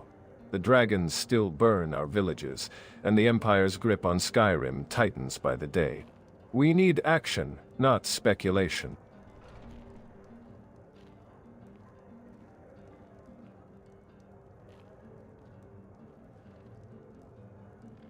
Ah, Skyrim, you bring a sense of pragmatism to the table, and I commend you for that. And the braggart did swagger and brandish his blade as he told of old battles. However, I'd argue that understanding the whispers of darkness and voids can indeed inform our actions in the present. When he met the shield maiden Matilda, who said, "Oh, you talk and you lie." The dragons, the Empire's grip, all these factors may be connected to the larger tapestry of fate unfolding before us. Matilda charged in full of zeal. Let us not dismiss the value of knowledge and foresight. No more, when his ugly red head rolled around on the floor. This is an ode to Skyrim's staunch protectors, the Imperials. Pragmatism is all well and good, Scarden, but Argus here speaks the truth. Understanding the mysteries at play can inform our battles ahead. We Nords have always respected the power of knowledge, after all. The storm cloaks and restore what we own. With our blood and our steel, we will take back our home. Well said, Simir. The Nords have always respected the power of knowledge. Your death we will drink and we'll sing. With the children of And I think it's time for me to share prophecy. It's been weighing on my mind. Every one of us dies. A darkness is coming, one that will test the mettle of our people. And we'll see it wiped clean of the scourge that has sullied our hopes and our dreams. Oh, there once was a hero named Ragnar the Red who came The return riding to Whiterun of the from King of the Ulfborg Gods stead. has been foretold, And the braggart and did with swagger it, and brandish a great his blade as he imbalance told of in the old forces of battles and nature. gold he had made. But then he went quiet, did Ragnar the Red, when he met the shield maiden Matilda, who said, "Oh, you talk and you lie and you drink all our mead. Now I think it's high time that you lie down and bleed." And so then came clashing and slashing of steel as the brave lass Matilda charged in full of zeal. And the braggart named Ragnar was boastful no more when his ugly red head rolled around on the floor.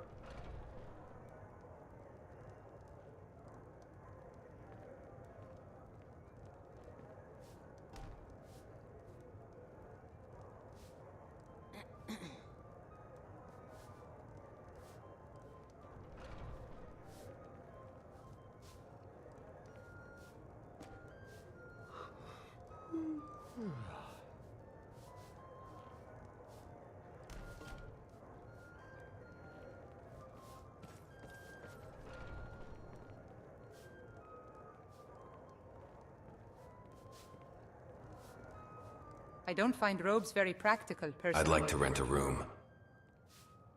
Sure thing. It's yours for a day. Oh, there once was a hero I'll show named you to your Ragnar the room, Red, right who this came way. riding to Whiterun from old Rorikstead. And the braggart did swagger Be and careful. brandish his blade as he told of bold battles and gold he had made. But then he went quiet, did Ragnar the Red, when he met the shield maiden Matilda, who said, "Oh, you talk and you lie and you drink all our mead. Now I think it's high time that you lie down and bleed." And so then came clashing and slashing of steel as the brave lass Matilda charged in full of zeal. Alright everybody, I think I'm gonna end the stream for now. Maybe I'll do another one When his later ugly red tonight. head rolled around Probably on not the though. floor. I'll have to probably see you all tomorrow.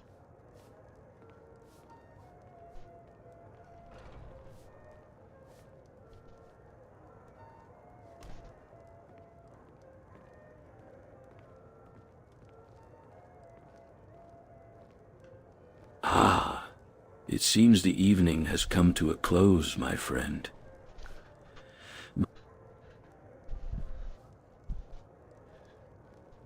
I bid you a pleasant rest. May the road rise up to meet you, and may the wind be at your back.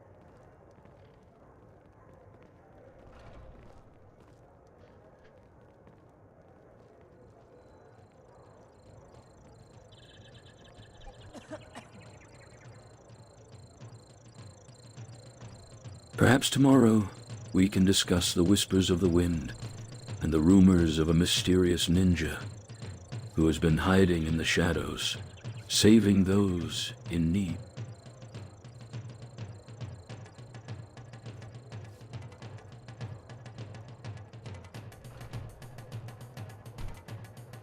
Have you heard the faint cries of the civilians who have been saying, "Skyrim has never looked so bad"?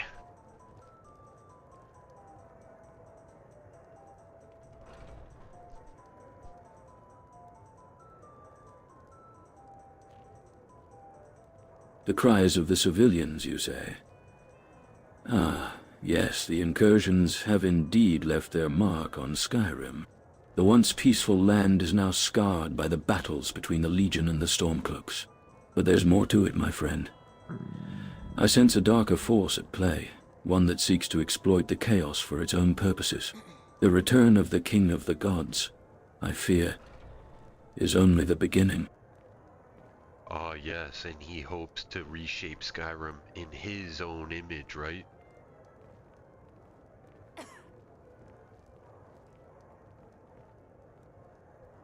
You really don't look well. Oh, I'm still sore where I took that. Not just reshape, my friend, well, but rewrite the very never mind. fabric of reality. There. It will pass. The King of the Gods seeks to reclaim his dominion over the mortal realm, and Skyrim is just the beginning. The prophecies speak of a great and terrible power that will be unleashed, one that will change the course of history forever. Holder, I see you've got a new face staying at the Mare. What brings you to Whiterun, traveler? Hey partner, I'm just passing through, having some ale and some rest.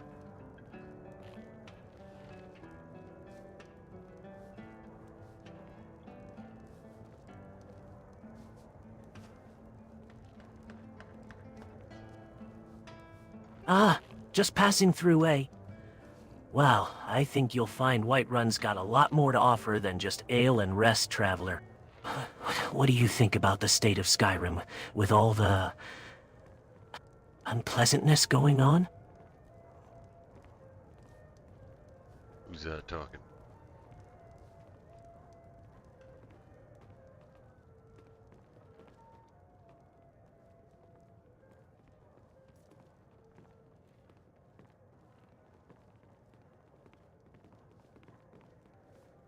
Alrighty, thanks for watching.